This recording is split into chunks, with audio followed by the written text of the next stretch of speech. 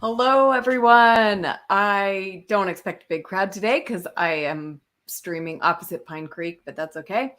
I am doing what kind of the third video in this series, which is called Atheist Confession. And what this is me just taking your complaints about religion, about God, and the name for it came from my friend Gray in the UK, who started sending me what he calls his confessions. So, like for a while, about every week or so, Gray would send me a long complaint about all the problems that he has with religion. So I used his complaints as for the first two videos, and today I'm going to use one from James Apperson. And you know, Gray is a little more, I guess, lighthearted and comical in his confessions. So maybe those were a little more lighthearted. The blog I'm going to read today is pretty heavy. And so, but I definitely want to respond to it.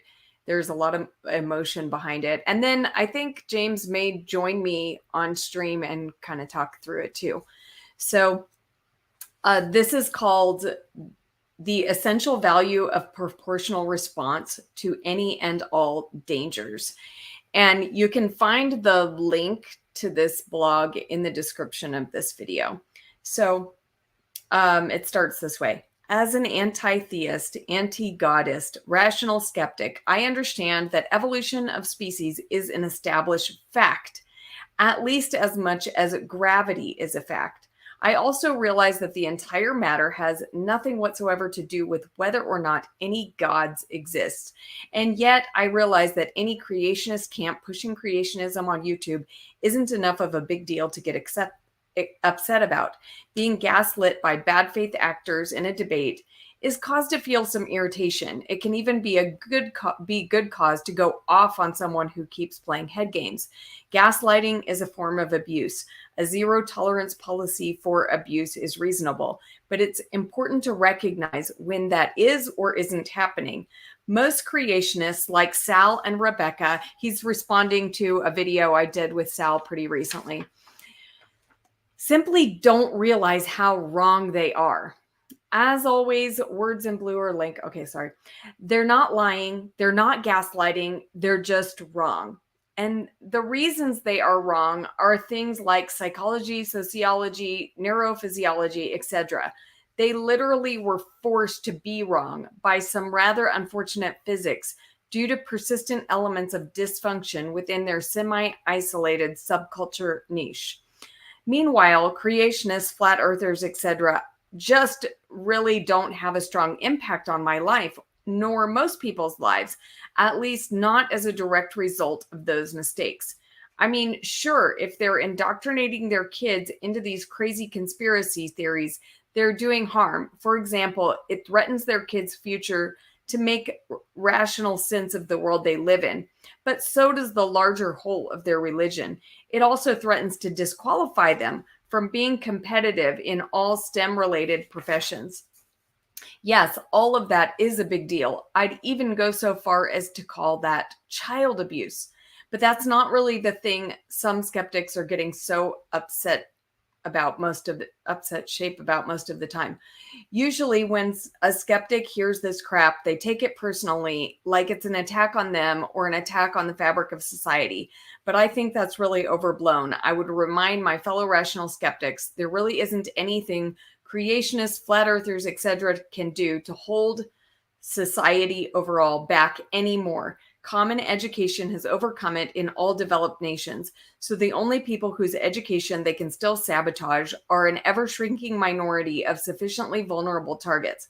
Granted, that's a big deal because those people matter. However, most of those victims will eventually overcome that sabotage. Why? Because of how successful we've been at making sure the actual education is provided to the vast majority of humans on our planet.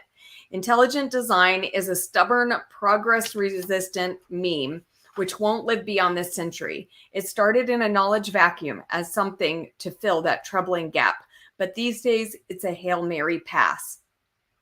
It's a futile attempt to protect their conservative, Abrahamic literalist culture from dying out. They will fail. In fact, such societal arsonists, both the willful and the naive, have already lost more ground than they can recover. Why? Because of the larger wave of physics crashing down upon their many roaring fires. And yet, pushback on YouTube, even small, especially small YouTube channels, is a very minor force in our collective wave of remedy. Misinformation on YouTube merits just a measure of our attention, even less of our ire. If we're going to prioritize the spending of our respective personal resources, there are other stages and other matters which warrant more of our time, energies, etc. Please do stand as vanguards against every form of destruction their clan tries to spread to the larger body of humanity. Stand united, stand strong between them and science classrooms. Stand united, stand strong between them and the targets of their bullying, LGBT, atheists, etc. Stand united, stand strong between them and their collective efforts to enslave and destroy people through legislation. Necessary, just don't lose any sleep over them saying really dumb things on YouTube. Necessary lines must be drawn. And that is where some anger is both due and can translate into some benefit to our collective resolve. Where we draw those lines matters. Otherwise, we're wasting our precious time and energies. Someone qualified should challenge such nonsense wherever they notice it. But when there are 100 stages for that battle and 100 other battles worth fighting, we should scale our efforts for every scene. Our responses, external and internal, should always be roughly proportionate to the dangers posed. Now, James had asked me for feedback on this, and I gave him a little bit of feedback on comments. And what I said was, that I was surprised that he was using the word child abuse to, describe the, what religious people teaching their children about God. And he responded this way. So I'm going to go ahead and read this too, and then I'm going to respond to everything. So he says, Bread of Life, of course, with this in mind, if the reason or a reason is that you feel personally accused of something terrible, the child abuse, then I'm also inviting you to call me. Okay, so invitation to call him. It wasn't my intention to call you out nor accuse you of anything. I don't even know if you have kids, or if so, how you raised them, for example. And I admit in that blog, I could have softened the edges in a few places. I'm on the fence about if I should have. At the very least, I could have articulated a greater nuance about a few things, and I normally do. But I've been trying to make my blog shorter since most are simply too long. When you posted this question to me, I was on Jay Bundy's live stream asking if people there thought I was too harsh in my assessments. They thought it was fair, but I still decided I was going to go back and soften it a bit, clarifying my meaning and intent better. But after the show, I saw your question. So now if I go back and change it, it might seem like I'm trying to avoid being called out, answerable for my BS. I realize exactly how it sounds to someone on the other side of those fences. Now, I appreciated that James was kind of, kind of softening it a bit here. But then he kind of changes tone. He says, but at the end of the day, no matter how soft versus strong our feelings are, and no matter how soft or militant our approach, and no matter how passive versus active any of us are about any of it, we are all on a societal, national, and global battlefield. We are at war, and we're on opposite sides of that war. But it's not merely a war over ideologies, nor a battle over souls. The stakes are actually higher than that. Every facet of humanity's condition, near future and far future, is at stake. How many LGBT youth will be killing themselves tomorrow, next year, or 20 years from now? How many atheists, how many pagans also? That's at stake. So are the liberties of every citizen of every nation. So are all the health and mortality consequences of rampant pseudoscience and radicalized distrust of science, all related to conspiracy theories. So is the global climate and so is the global climate and ecosystem. So then, so is humanity's ability to avoid making itself and most other life on this planet go extinct in my children's lifetime. I greatly value being able to have civil discourse between sides. The more of that, the better. And my mind certainly can be changed about some things, but no one ever knows which things unless they try.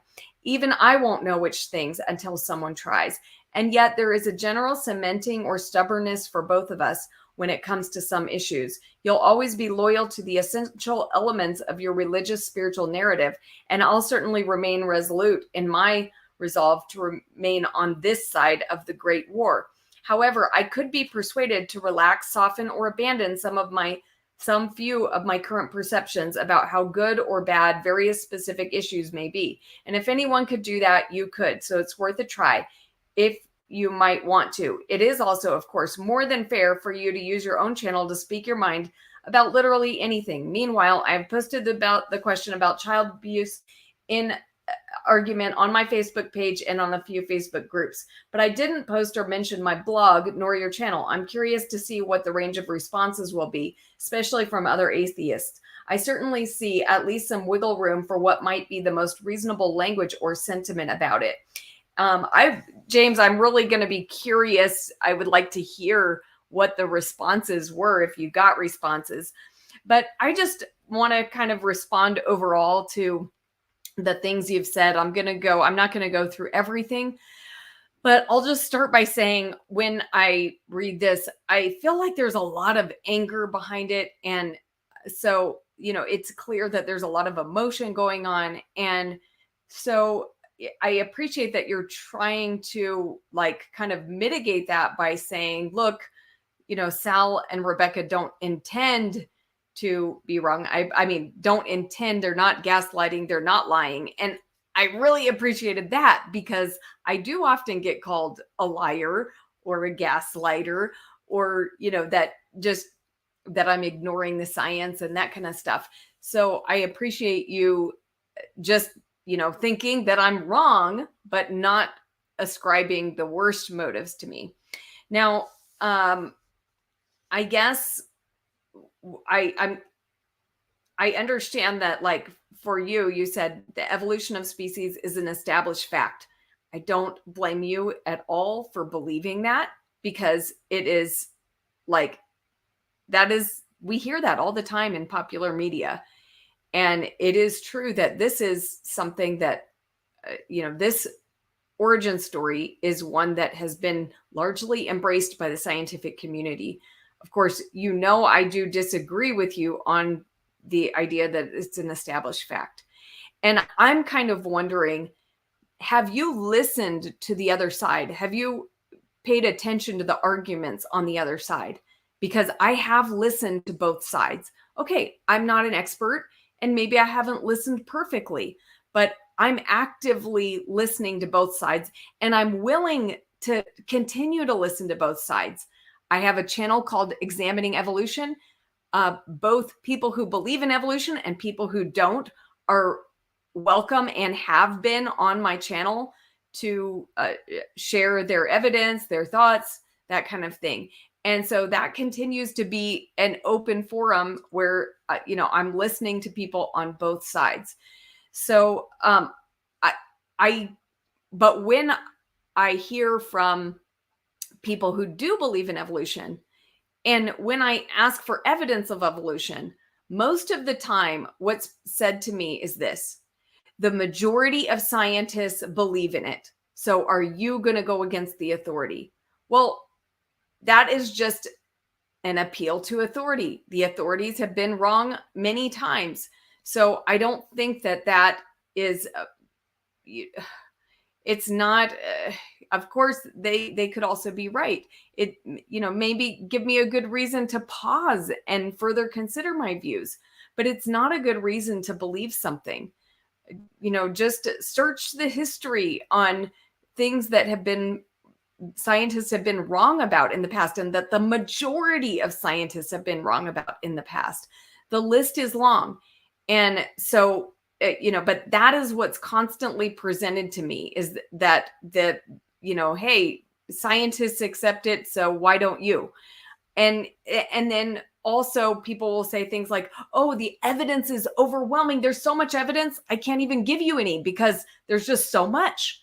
And so we really have to take it like one paper at a time. We have to take it and look at it, because it's not good enough to just say there's so much evidence. But anyway, I'm glad that you recognize, you said that, overall, this doesn't really impact most people's lives. And I somewhat agree with that. And like, I think most people go on with their lives, whether or not they believe in evolution, they're still, able to be productive members in society and the scientific community. And so I don't think that it's, a huge deal in that way. I do think it makes a big difference in how people view the world and God, like God's existence. So for me, that's why it's an important issue, because I do think it does keep people from recognizing the revelation that God has given them. But at the same time, I'm not going to call anyone a child abuser who, teaches something different than, I would choose to teach my kids. And so I was really kind of shocked by your statement about the child abuse, because, it sounds like you're advocating for basically just eliminating religious freedom. So, I mean, the fact is people have different ideas about the world. And I'm a huge believer that atheist parents should be allowed to teach their kids there is no God, even though I think that's horribly wrong. So I hope that, this is something that people can also give me the freedom to do, right? I believe in religious freedom. So I would never call an atheist parent a child abuser simply because they're teaching their kid a worldview that I don't agree with. And I think that kind of thinking is extremely dangerous. So you said it threatens to disqualify, like if it threatens kids' future ability to make rational sense of the world they live in. Yeah, well, that could be said about any worldview that's taught to children. So this is something that I would think about, people teaching kids the wrong ideas about God, for example, or, saying there is no God. Well, but is that worth compromising religious freedom over? I don't think so. Yeah, okay. Anyway, you called it child abuse, but in your email, your last comment, you said you would probably soften your language. So I'm really curious to hear if you actually will soften your language. Now, so you said that we are basically part of a shrinking minority, and that common education has overcome all this creationist stuff. I kind of agree with that. I think you might be right. And so I hope that offers you some comfort. Now, you mentioned misinformation on YouTube merits just a measure of our attention, even less of our ire. But it sounds like, despite saying that you were angered and upset about what was presented on my YouTube channel. And so that may be something that we can talk about together. And I just want to say that is, you may see what I'm doing as misinformation, but for me, it's like the issue with abiogenesis, and that was what kind of we were talking about that night, abiogenesis and some of the difficulties with evolution. And it's interesting to me that, like, it seems to be there's this misinformation going on YouTube about abiogenesis, and people are putting out that this is like close to being a solved problem. And so really only on YouTube is it a solved problem or close to being a solved problem. Origin of life researchers do not say that. So, well, with the exception of a few ones that come often on YouTube. So, you know, this is, we're dealing with all kinds of information. To me, I feel like it's better to have, freedom to express ideas and let people sort through what is misinformation and to let all the perspectives be heard. Now, you said here, stand strong, stand between them and the targets of their bullying, LGBT, atheists, etc. So right here, it's that for me, this was kind of like, wow, you're assuming bullying for LGBT. Like I am not bullying anyone from the LGBT community. And so I feel like it's kind of like lumping in all people who believe in God with people who are bullying and doing that kind of thing. And so James, I'm sorry that you feel that way, and I really do hope you can separate it. And actually, it's quite an unfortunate thing that it seems like it, at least in America, Christians have become known for being anti-LGBT. And there are many LGBT Christians. There are many, Christians who are pro-LGBT, but that's not what we hear on popular media very often. So that is unfortunate. And I think that's it's a black mark on Christianity as far as as that type of thing exists. So now this was a really strong statement. Stand strong between them and their collective efforts to enslave and destroy people through legislation. I have to say, James, when I'm hearing this rhetoric, it's really strong and it's kind of scary. And also, like when you were talking about your comment in the your comment response, you characterize this as a war. And basically, it seems like it's a war between atheists and religious people. Now, maybe I'm understanding that, incorrectly. So you're welcome to come on here and correct me. But this was a little bit scary because I feel like it's dividing people, and, it's like causing anger and hatred between people. And so, like, my hope is that I actually don't think, like, I feel like this was maybe you writing on a bad day where you were, kind of had some bad emotions. I don't know. But I don't know. I feel like I'm a mess with this one. And so I'm supposed to be just really taking your complaints about God and religion and not fighting back or being too defensive. But I guess this one, just hearing you talk about in terms of war and using words like enslaving people and things like that religious people are seeking to enslave and destroy people. I don't know, James. I feel like we should talk about that. So, all right. I guess that's all I'm going to say because I'm just totally, I don't know what I'm doing here. So let me just invite James first on the stream, and then later anybody else is going to be able to join and share their thoughts.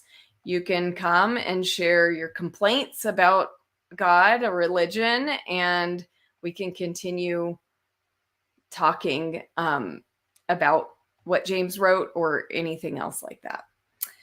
So the link is in the chat, And I'm just going to put up some. Okay, James is here. Hi, James.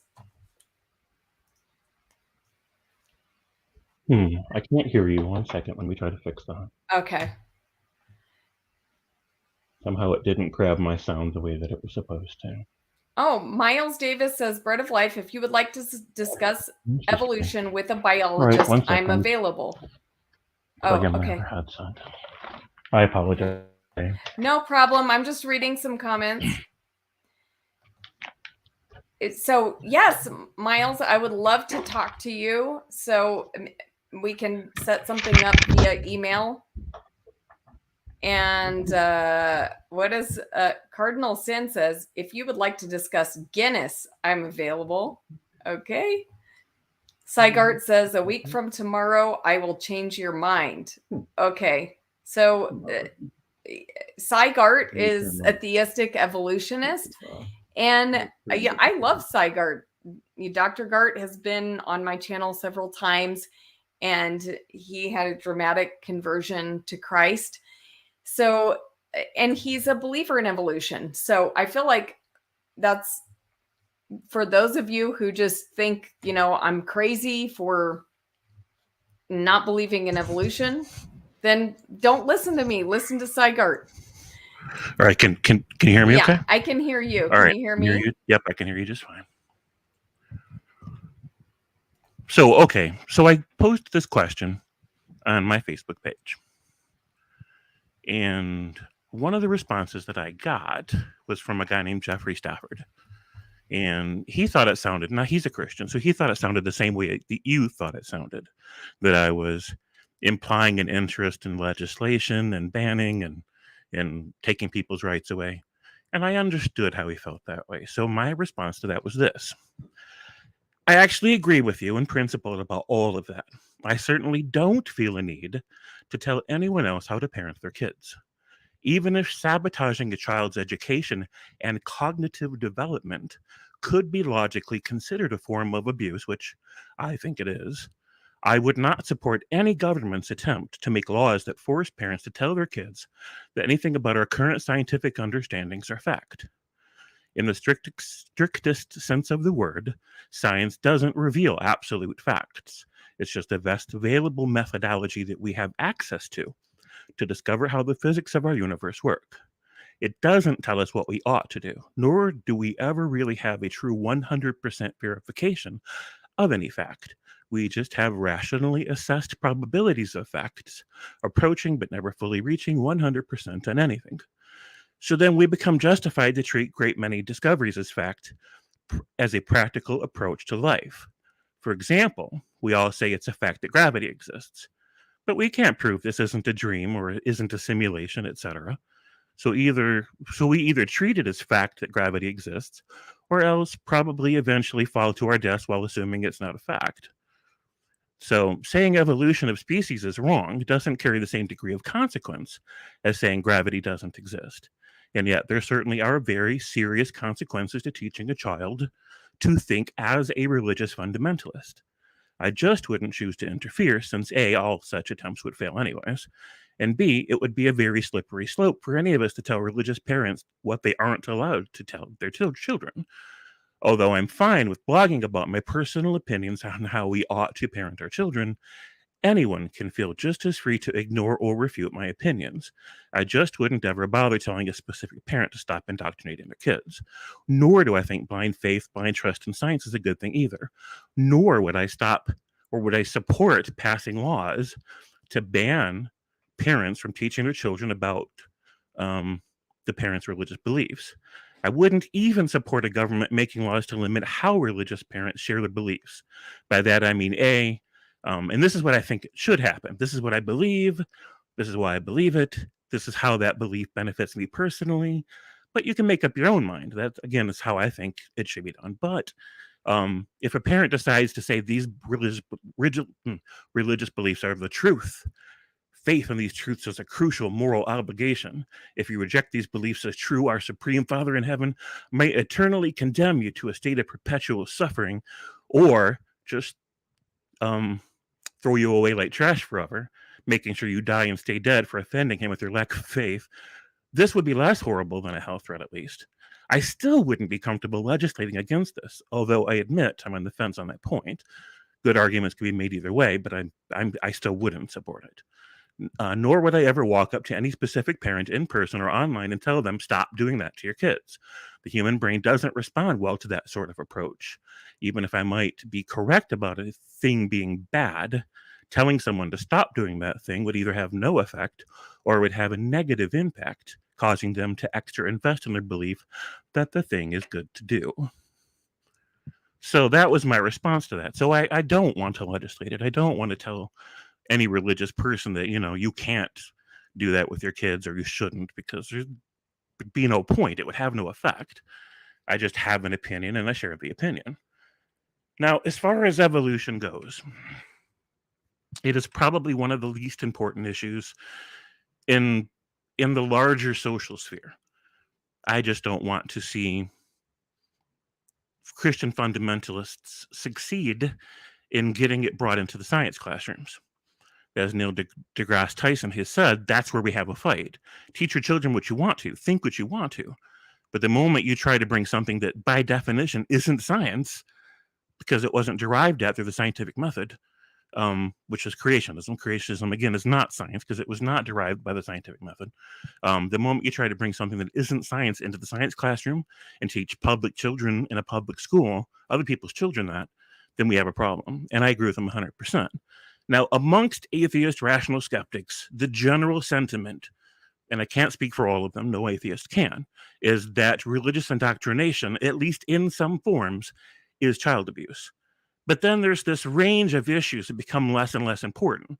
And as the issues become less and less directly important, you see more and more atheists kind of developing like a divergence of opinions about whether or not this item on the list counts as abuse or whether or not that item on the list counts as abuse. And it becomes kind of arguable. So there are certainly some atheist skeptics out there that would say that of all the things that count as definite abuse that many religious or Christian people do with their kids, and there are many things, teaching them, that about Adam and Eve being literal is fairly low on the list of things that we want to use such strong language about. So it depends on the person. My bigger issue isn't whether or not you teach a children or someone teaches a child that Adam and Eve were real, or that evolution is just a theory, which completely misunderstands what the word theory means in science. My bigger issue with all of that is teaching children to have an unhealthy or disproportionate amount of distrust for science, because something like creation theory, when it challenges evolution, isn't just saying, I have this other theory that I think is true. It isn't just saying, I'm not convinced evolution is true, or I doubt the findings.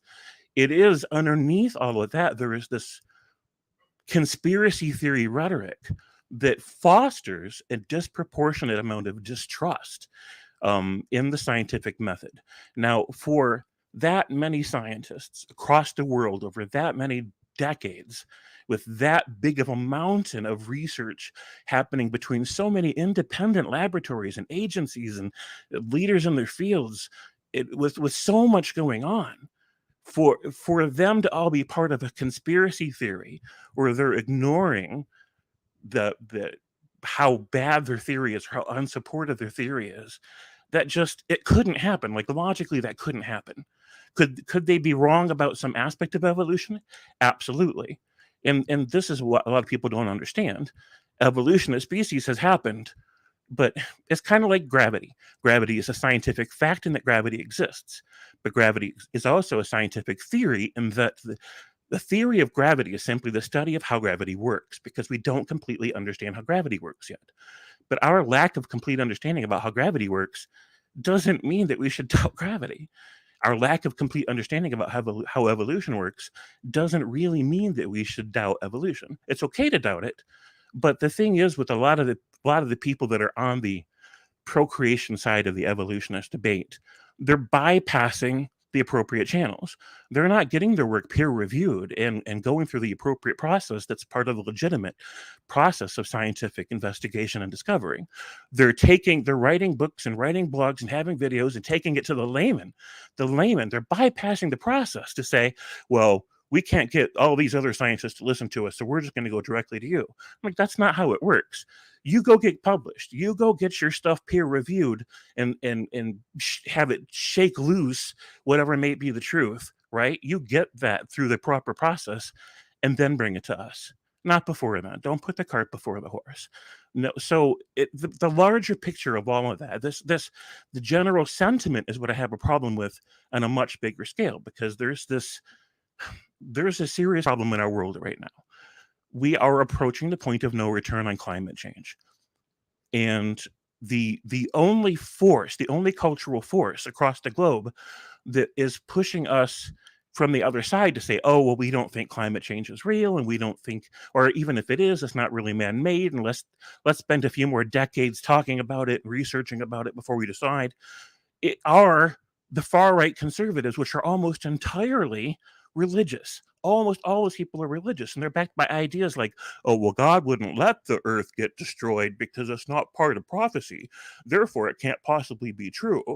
And I'm like, that kind of dangerous rhetoric is going to get us all killed. And that kind of dangerous rhetoric doesn't have an audience. It doesn't have appeal to enough people to grab hold and become a major political force in our world, except for having generation after generation of children raised to have a disproportionate irrational trust of science and the scientific process. And so they're prone to conspiracy theories. And conspiracy theories resonate very strongly with them, especially whenever the conspiracy theory directly targets the idea that, oh, well, this is man's kingdom and man's agenda, and they're refuting the truth and wisdom of God's prophecy. Therefore, obviously, it's a satanic conspiracy, and all these misguided liberals, and we have to push back on that. And I'm like, here's the thing. Most of what I said in that blog had absolutely nothing to do with you and Sal. Nothing at all. But in an indirect sense, it's all relevant to you and Sal. Because whenever you, for example, tell somebody all you have to do is accept Jesus Christ, all you have to do, go do it today. Now, maybe that settles into somebody's brain. You planted a seed and they think about it. Weeks go by, months go by, years go by, and their life changes. And they remember that really nice Rebecca, that really sweet Rebecca, and that really nice Sal even. And they said, you know what, I should just accept Jesus Christ. So that idea rested in their brain. It takes root. And what do? They're going to walk down the street to the nearest church they find, because you've already told them it doesn't matter which church. They're going to walk down to the nearest church they find, and there's a good statistical chance that they're going to walk right into the arms of some version of Christianity that is incredibly toxic, incredibly abusive, and that is part of this larger culture war that we're having to fight against. And of course it's a war. If you think about all the different civil rights battles that have had to be fought over the last 100 years, the people on the wrong side of history every single time were Christian religious conservatives. The people on the right side of history every time were the left-leaning people, which did include Christians. I won't say it didn't. It did. But if it weren't for, and this is why during that blog I specifically mentioned conservative, literal fundamentalist Christians, because of course they're a different breed than the left-leaning, non-literalist, progressive Christians. Of course they are. Now it's either one part of one larger structure of Christianity or it's not. And Christians can't seem to make up their mind about whether or not it is or it isn't. If it isn't, then they need to quit saying that it is. They need to quit saying, oh, well, just join the structure, just join the family, just join the Jesus Brigade, right? If it's not one larger thing, then more careful language needs to be happening on your side of the fence to say, okay, we're not part of those people over there. And then, if you need to use a different label, use a different label. If you need to clarify and qualify and add disclaimers to every time you sit there and say, well, I represent this portion of our society, then do it. Because otherwise people are just hearing, oh, wow, really? Christianity is great and I should just accept any Jesus. They're going to go right down the street, maybe tomorrow, maybe next year, maybe 10 years from now, right into the arms of exactly where you and I don't want them to be. And so this is the larger part of what's true for me. This is the larger thing that I was getting at. As far as the culture war, I mean, the culture war is happening.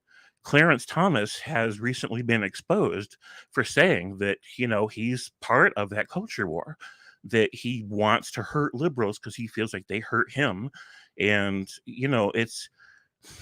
Who there's so said much that? happening on so many fronts. It's not just the abortion thing. Now, the abortion issue is too big for us to discuss here. It's not just too more, emotionally charged of an issue. It's too big of an issue for us to conquer here in this particular live stream. It's not the focus of the stream, so I'm not going to get too deeply into it. But there's just so much else going on that side of the fence. And I think that if liberal or left-leaning and progressive Christians want to be able to differentiate themselves and say, we're not part of what those awful people over there are doing who are also Christians, then the important distinctions that need to be made by you guys. They don't need to be made by us. So, I mean, that's my initial response, and I'm sure there's some things that you mentioned that I forgot to address. So just tell me what I forgot to address, and I'll do that right now. Well, there was a lot in that response. So I'm trying to kind of, I don't know, not forget anything. But Hold on, I'm not hearing you. You're not hearing me? Why am I not hearing her? Sorry. Okay, while you're trying to do that, I'm going to go through some comments because there's some good ones. So Lena says, I can hear you. Oh, you can hear me? Okay, I can hear you. Go ahead. So look, the first thing that we need to talk about is the child abuse. You said you would call it child abuse, but you wouldn't want the government to interfere. But that seems strange to me because when children are abused, we want the government to interfere. Well, so here's the thing. There are things that you would agree are abuse, right? Like there are people who take their religious beliefs and they abuse their kids with them. There are people that say, you know what, if you don't accept what I'm saying about God as true, he's going to end up torturing you forever and you'll never be able to escape that. Now, I think you and I would both agree that's abuse. You and I both agree that that's a religious setting or context, and that the people doing so identifies either Christian or Muslim. So if you don't want to be lumped in with them, that's fine, but let's not pretend it doesn't happen. But at the same time, do you or I really want the government to like pass some legislation saying, oh, well, those parents aren't allowed to say it anymore? Because I'm on the fence about this one point, because part of me is like, yeah, that's horrible. They shouldn't be allowed to do it. But on the other hand, I'm like, but that is an awfully slippery slope for us to go down.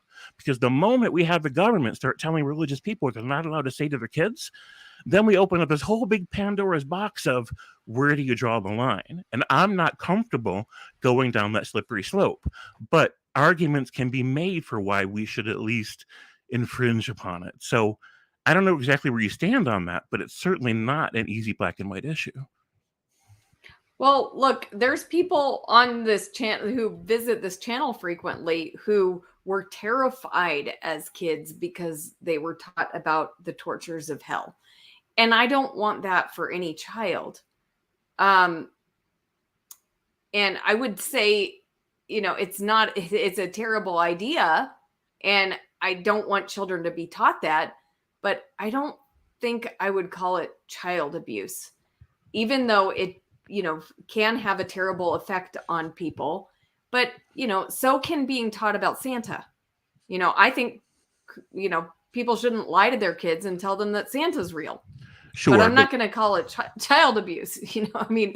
So do you think it's completely crazy for someone to say, or completely unreasonable for someone to say that it's child abuse to tell a child that they will be tortured forever by an all-powerful father figure in the sky if they don't end up thinking and feeling and living and identifying exactly the way he wants from them and believing strongly enough about the correct things?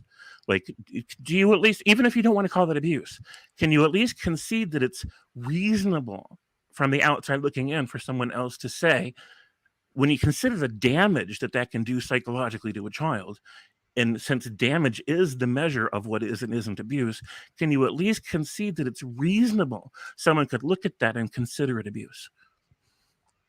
I would say an abuse of I could see how someone could reasonably say that is a form of abuse. So, okay, I can see your point. And I can see how someone could say that and then still not think the government should intervene.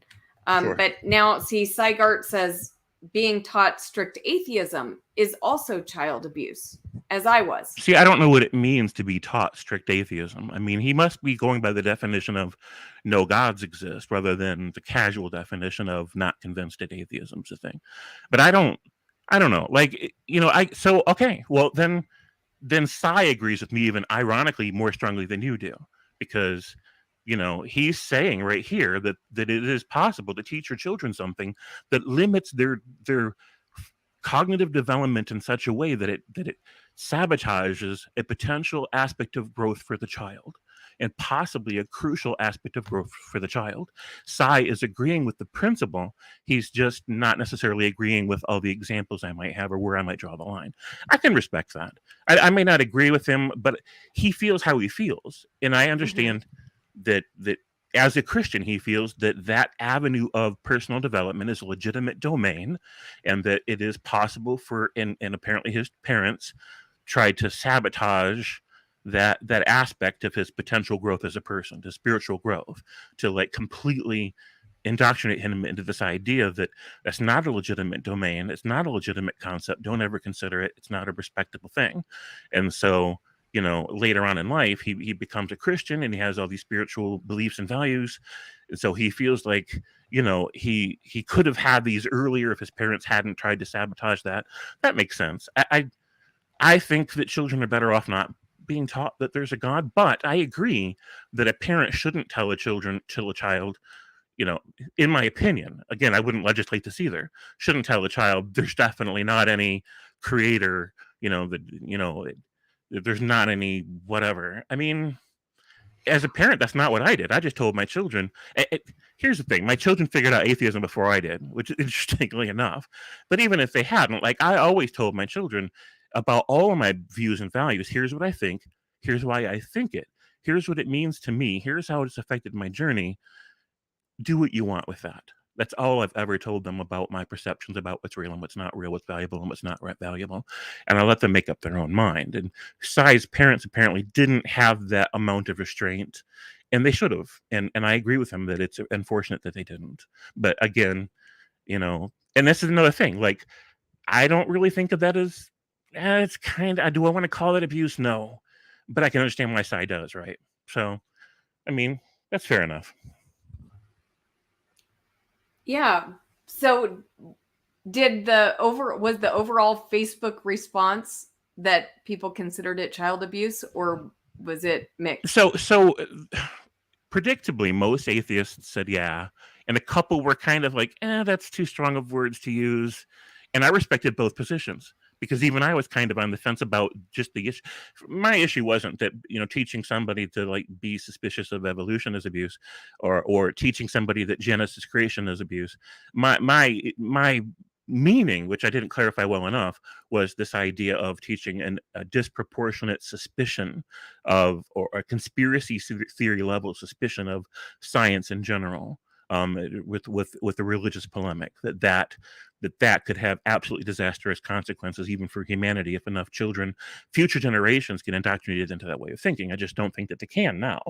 Education being the way that it is, I just don't think that conservative fundamentalist Christianity has an opportunity to tip the balance again politically or culturally. I think that their day has passed, so it's kind of moot. But at the end of the day, my position was still, don't get too upset about what people say on YouTube. It's just YouTube, right? So don't take that personal. I don't take it personal. Yeah, let's have some comic relief. B.S. Lewis says, I've taught my children that Jesus is Satan tricking all the world. That's healthy, right? His wife would never let him teach that. No, that's hilarious, though. I love BS. Yeah. So, well, I like what Svez said here. He said, teach kids comparative religious studies, problem solved. And I think that is, a healthy thing to do. My kids have always learned other perspectives. They lived in Muslim majority countries, but they've also studied and heard about other religions.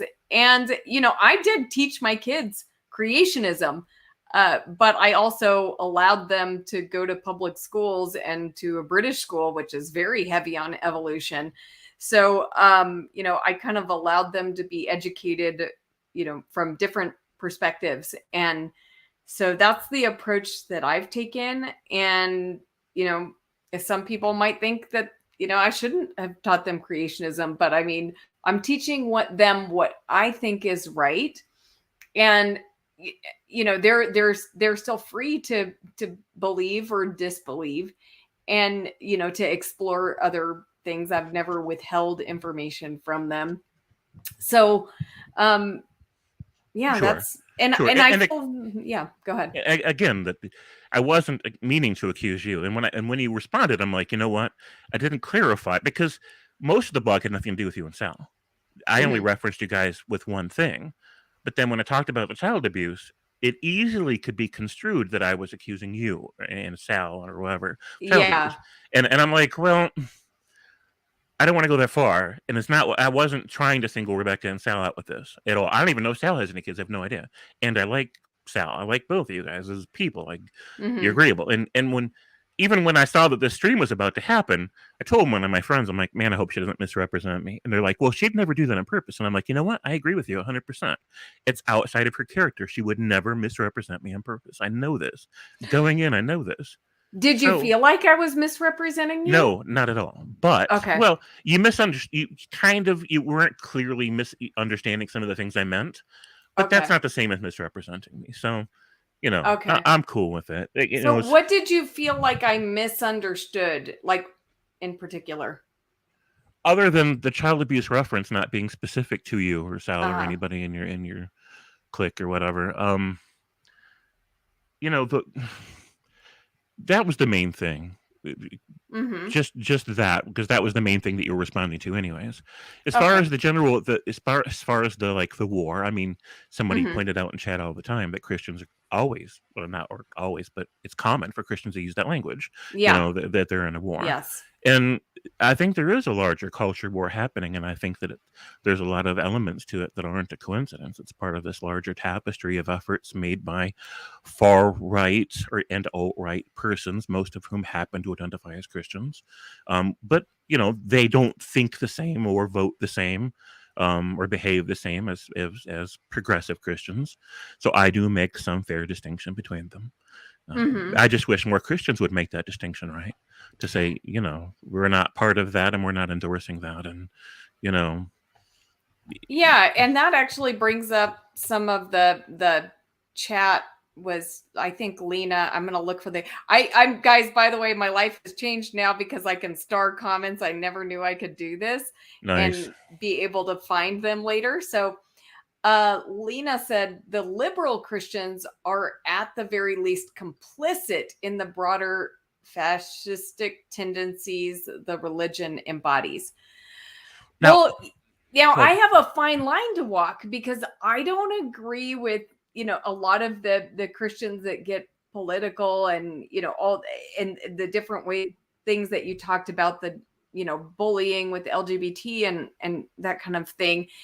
But at the same time, I'm trying to stay united with my Christian brothers and sisters, and we do have a common purpose in Christ. And I'm supposed to overlook. I can call out their sins, but at the same time, I'm still supposed to love them and call them my brothers and sisters. So it's kind of a difficult situation. I'm happy to say that I think they're wrong on some of these issues, but can I still go to church with them?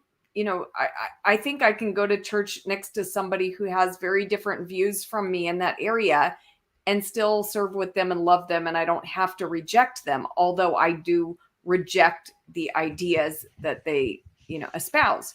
So, I mean, I could see both sides of that, but I agree with her about the complicitness. Even though it's naive or unintentional, or just maybe you just don't see how it relates. But again, you're a friendly face and you're a likable person and you're an open theist, and these things are fine. But you sow these seeds about the general idea of accept the Jesus, and then days, weeks, months, years, decades later, someone does, because they remember you saying that.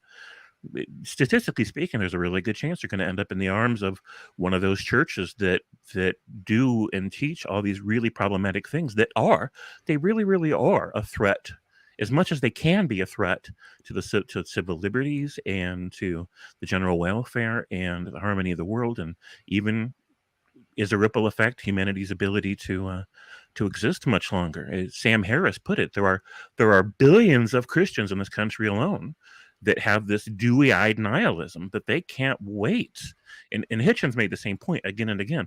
They can't wait for the end of the world, the literal end of the world. A lot of the people that were in Trump's inner circle were some of these extreme religious fanatics. So it's not like they don't have any access to power. They came dangerously close to securing a very long-lasting seat of power in our society. These people they believe that Bible prophecy says they're supposed to get into a position of power, convert as much of the Jews in Israel to Christianity as possible, and then be a part of helping God bring about a literal end of the world. That's scary crap. Now, so, you don't preach those things. You don't want those things. But you're going to sow these seeds into somebody's mind, and then years down the road, it's going to take root. They're going to walk into the nearest church, and there's a good chance they're going to end up in one of those churches. And then those churches are going to, because all churches are good at convincing people, all sects, all denominations are really, really good at convincing people that walk in the door that they're the true religion. Mormons, Jehovah's Witnesses, Catholics, Pentecostals, you name it, they've all got their sales pitch down like an art form. And they are really good at it's making it all seem to connect as one puzzle piece that just all locks into place. It must be true. Look how perfectly everything fits. That's just the way the human mind works. And then they're going to end up becoming an active part of this larger social mechanism that is going out there and doing a lot of harm and driving LGBT youth to suicide, even their own children, and pushing these conspiracy theories about climate change that are holding us back from doing something actually successfully about it. And once we get past that tipping point in our global ecosystem, that's it. We can't go back.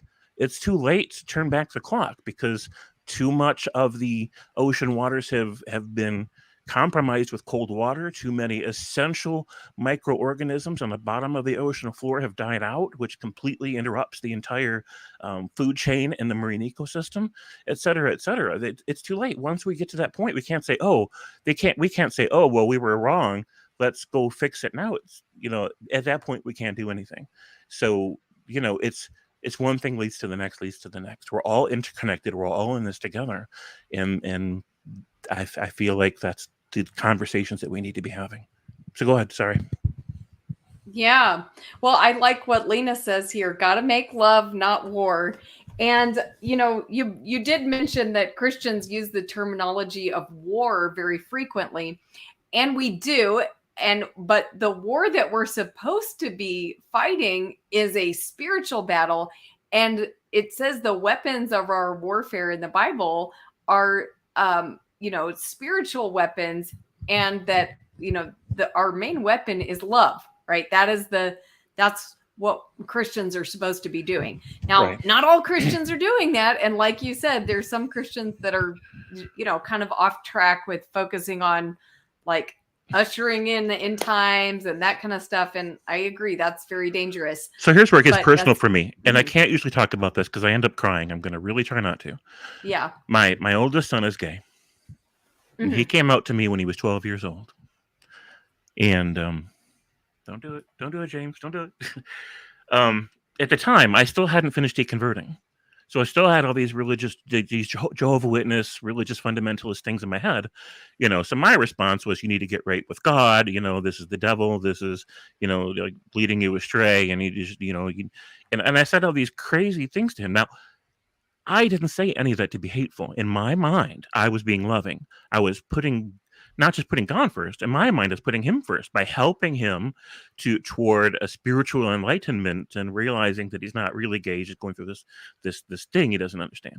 Exactly the wrong response. It did an incredible amount of damage to his psychology, to his emotional well-being, and he suffered for years and years and years because of the way that impacted him, and it really damaged our relationship, and it did so much emotional damage to him. And I'm just lucky that he didn't end up killing himself because of the stress that put him under and how that made him feel. I'm lucky that it didn't go that far, and it does for a lot of parents. So here's the thing, that Christianity, many of its forms, not all of its sects, not all the individuals, and Bibles, again, are so much to blame for this. It weaponizes us in the name of love. When St. Augustine was talking about, we probably should torture heretics into confession before we kill them, before we torture them to death, so that they'll have a chance to go to heaven. And of course, we have to kill them because we have to protect society against their wayward influence, because you got to put God first, put the kingdom first, put love first. He wasn't being unloving to talk about torturing and killing heretics in the biblical context. He was being quite loving, because he was talking about protecting everybody's future, maximizing the amount of people that get into heaven, minimizing the people that end up in hell. Because if that heaven and hell narrative is true, then he was right. He was absolutely right to torture and kill heretics if that Bible narrative is true, if his understanding of it was true. And that's the problem, that Bibles and most versions, or many Christian factions, weaponize us against our fellow human beings and against our loved ones, and trick us into thinking that we're doing the right thing out of compassion and love and trying to help people, when it is absolute poison, when it is absolutely destructive. And yes, I just quoted Matt Dillahunty there. And so, yeah, that's what makes it personal for me, is to realize that I was a good person that was weaponized, and how many other people out there are. And then, so again, one of those, you don't know who's going to walk into a Christian church tomorrow or next year because of a seed you planted. And the one that they just arbitrarily pick is one of the ones that are going to weaponize them against their own children, and absolutely increase the amount of suffering and tragedy in this world, and take no ownership over it at all. So can you sit next to those same people that do that in your church and love them and worship and sing next to them? Of course you can, but that's not even close to the issue that I've raised. So that's where I am about that. Well, thank you, James, for sharing your story, because actually, the church that I've just have been attending for the past year, and then my husband and I have taken a little break from it, but we're actually right now considering going back to that church. But now you're kind of giving me something to think about, because, I can say for certain that the church would not be LGBT affirming, and, they wouldn't be, they're not in agreement with me on many things, and they would, teach things like hell as eternal torment. So I really have to consider, what the cost is, because I am an evangelist and I like bringing people to church, what the cost is of bringing someone into that kind of environment. Now, on a weekly basis, they really focus on Christ, and I've never heard anything in that church that would be negative toward gay people, negative toward trans. Never heard a word. And they're very loving people. But I have to consider people like your son. If somebody walked in who was struggling like that, I don't know what he would be told. And so, that's something I will consider. And I thank you for sharing your story about your son, and being willing to share what your reaction to your son was, and, how that was harmful to him. And, that is something that is, it's a troubling fact about the suicide within the LGBT youth community. And so I definitely want to do whatever I can to prevent that from happening. And that's why I feel like, I usually don't get emotionally affected by what people write. But, I did kind of feel like you were, maybe it wasn't directed toward me, but it felt like it was directed toward all Christians. And you were kind of like blaming us for suicide of youth. And so, is that how you feel?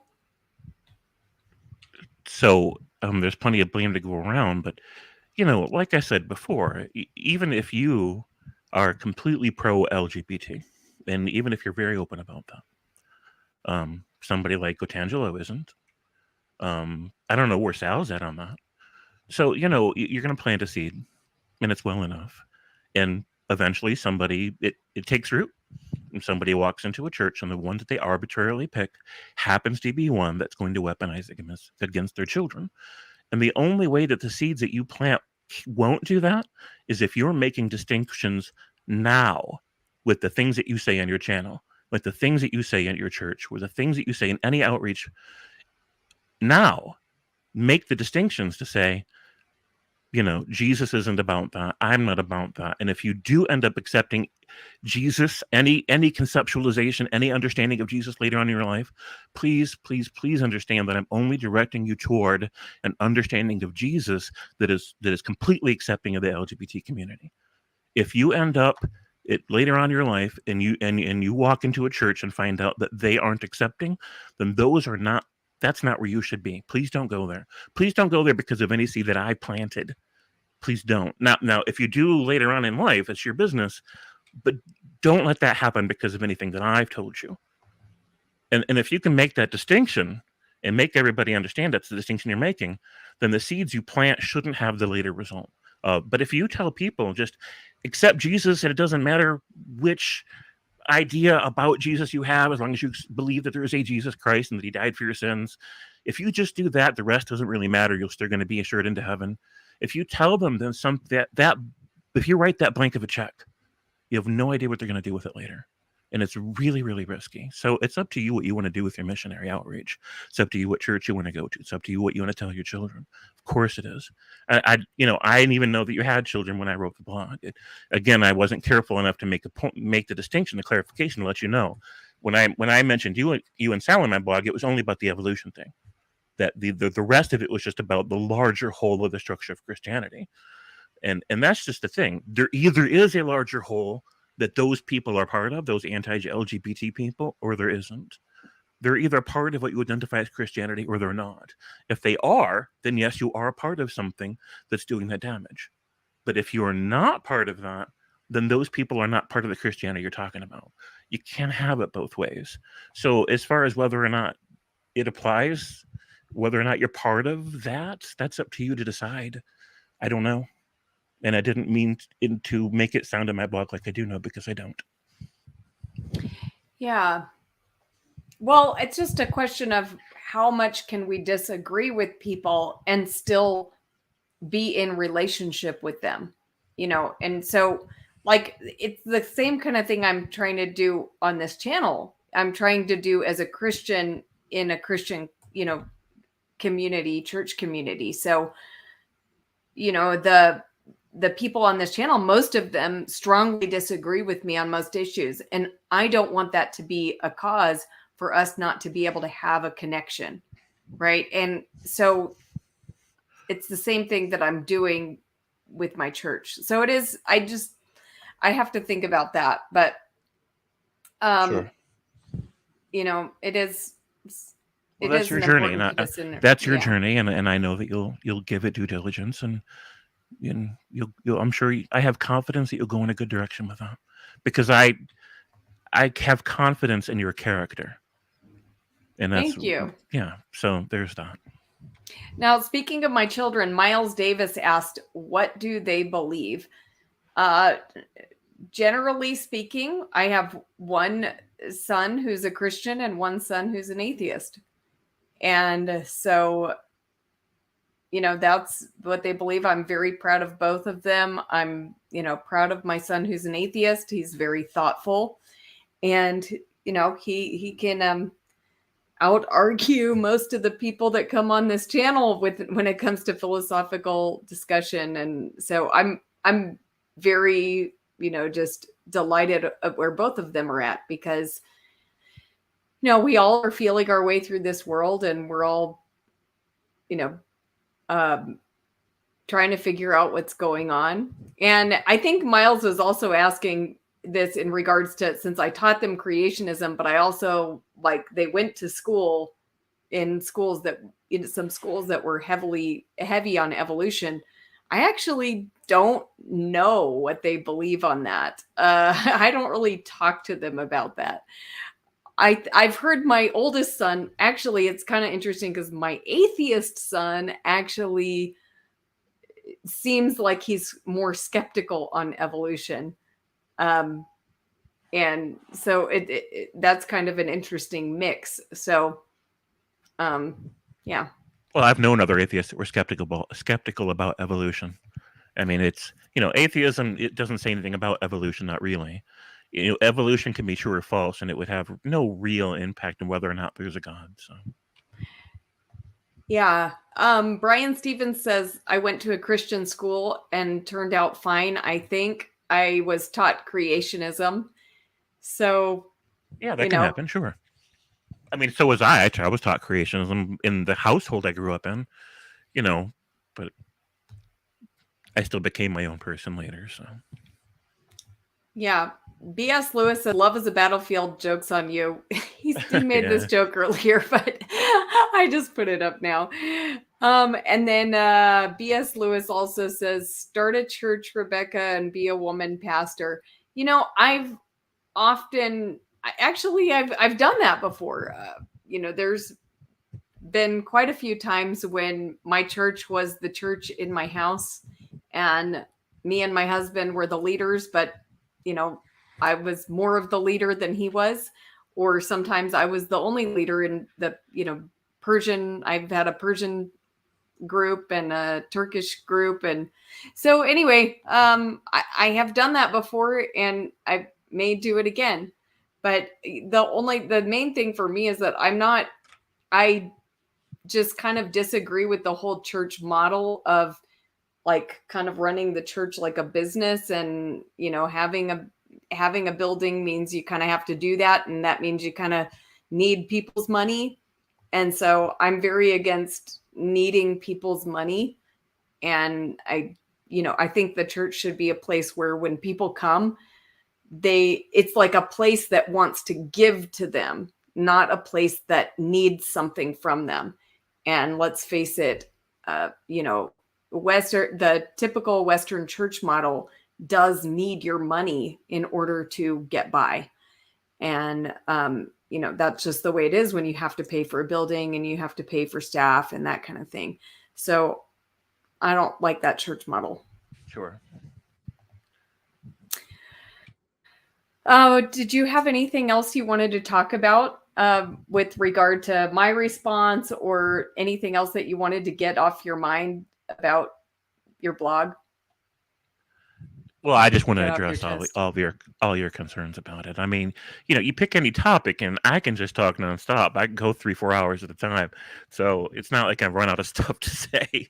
But if there's something I forgot to address because there was a lot there, or that you feel I could have addressed more, just let me know and I'll do so right now. Well, I guess I'm wondering, James, have you listened to the other side with regard to evolution? Sure, I have. Okay. So, I mean, here's the thing. Genesis creationism, I've researched Old Testament stuff like exhaustively. I know Rob will tell you I haven't, but I have. And there's this channel called Mythvision, and most of you probably already know it, but those of you who don't, it is a wonderful source of information. Now, some of the stuff on there is just really kind of wacky, and you take it with a grain of salt. But there's so many doctors that come on there that are so well published and so well researched, and they make some really good points about some things. And I'm convinced that the Genesis, a literal interpretation of Genesis, can't be taken literally. It just can't be. And for so many reasons. That's what led to my deconversion, is the Noah's Ark story. Realizing that even with God magic, it can't have happened the way it's described. A local regional flood, sure, that could have happened. But, what's miraculous about that anyways? So, it's not science regardless, even, and it doesn't even match with science really. Like, it just doesn't comport with it. So, if you take it as metaphorical, it can mean anything, and I have no problem with that. If you take it as literal, it literally can't be true. And and I've done a lot of research on the issue, to be sure. And that's actually what, again, led to my deconversion. So, if anybody has some kind of point, I've watched Sal's streams about evolution and creationism and stuff like that. And, a lot of it comes down to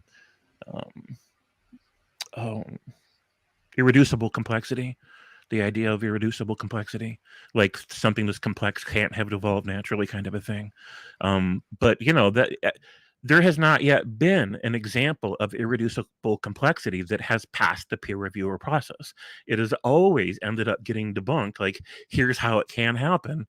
Here's how it's reducibly complex. And that's why they kept losing lawsuits trying to get this stuff taught in school, because they'd say these things are irreducibly complex, therefore evolution is at least suspect, if not debunked. And then the court would hear all the evidence and say, oh, no, you lost this one. It's obviously reducibly complex. So if Sal or anybody else has examples of irreducible complexity that debunk evolution, well, put it through the peer review process, and then I will see what survived the process. That's the stuff you should be bringing me. Don't come to me. Don't come to the layman with that stuff. Go through the process, and if you succeed, then it has earned my attention, and then I will give it my attention. And it's really that simple for me. Yeah. Well, Greenie wanted to say here, no, Sal doesn't argue that. I think Sal, he tries to avoid certain terminologies that other creationists are more comfortable using. True. He so that's the terminology.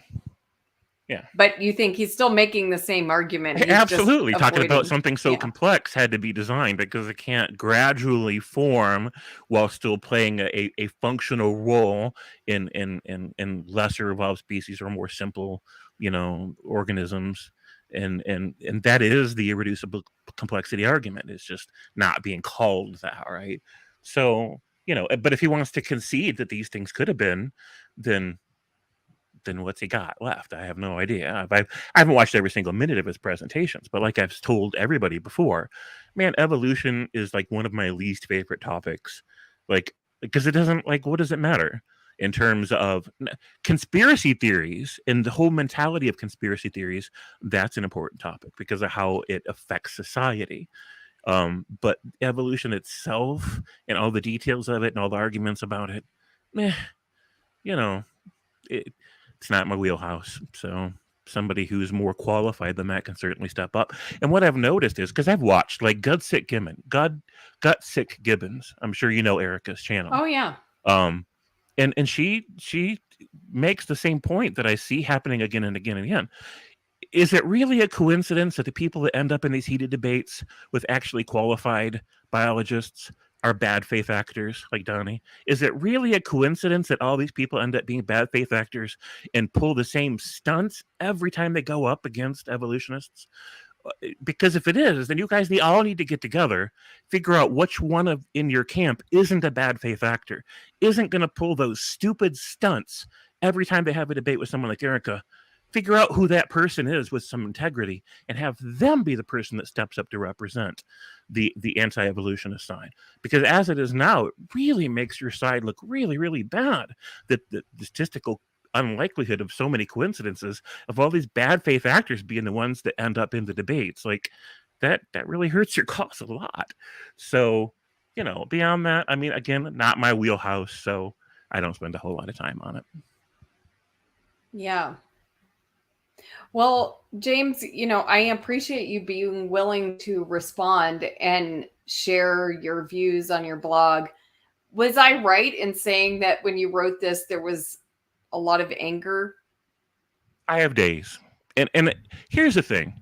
A lot of people would just assume that what I really want to do, this James guy, I'll bet he wants to just make a big career out of this and spend the whole rest of his life being like this famous atheist guy. And while I do wish that my writing was a little bit better so that I could have some appreciation for the work that I put into it, and I'm a little bit frustrated with my brain that somehow I'm missing the magic formula for being a successful writer, really, I don't even want to think about it anymore. I would love, if I could just magically have a wish, I would love to be the guy that doesn't think about religion anymore, that doesn't care about it, that just lets it all go. Somebody who could just be a simple man at the end of a fishing dock with a fishing pole and country music on the radio and a beer.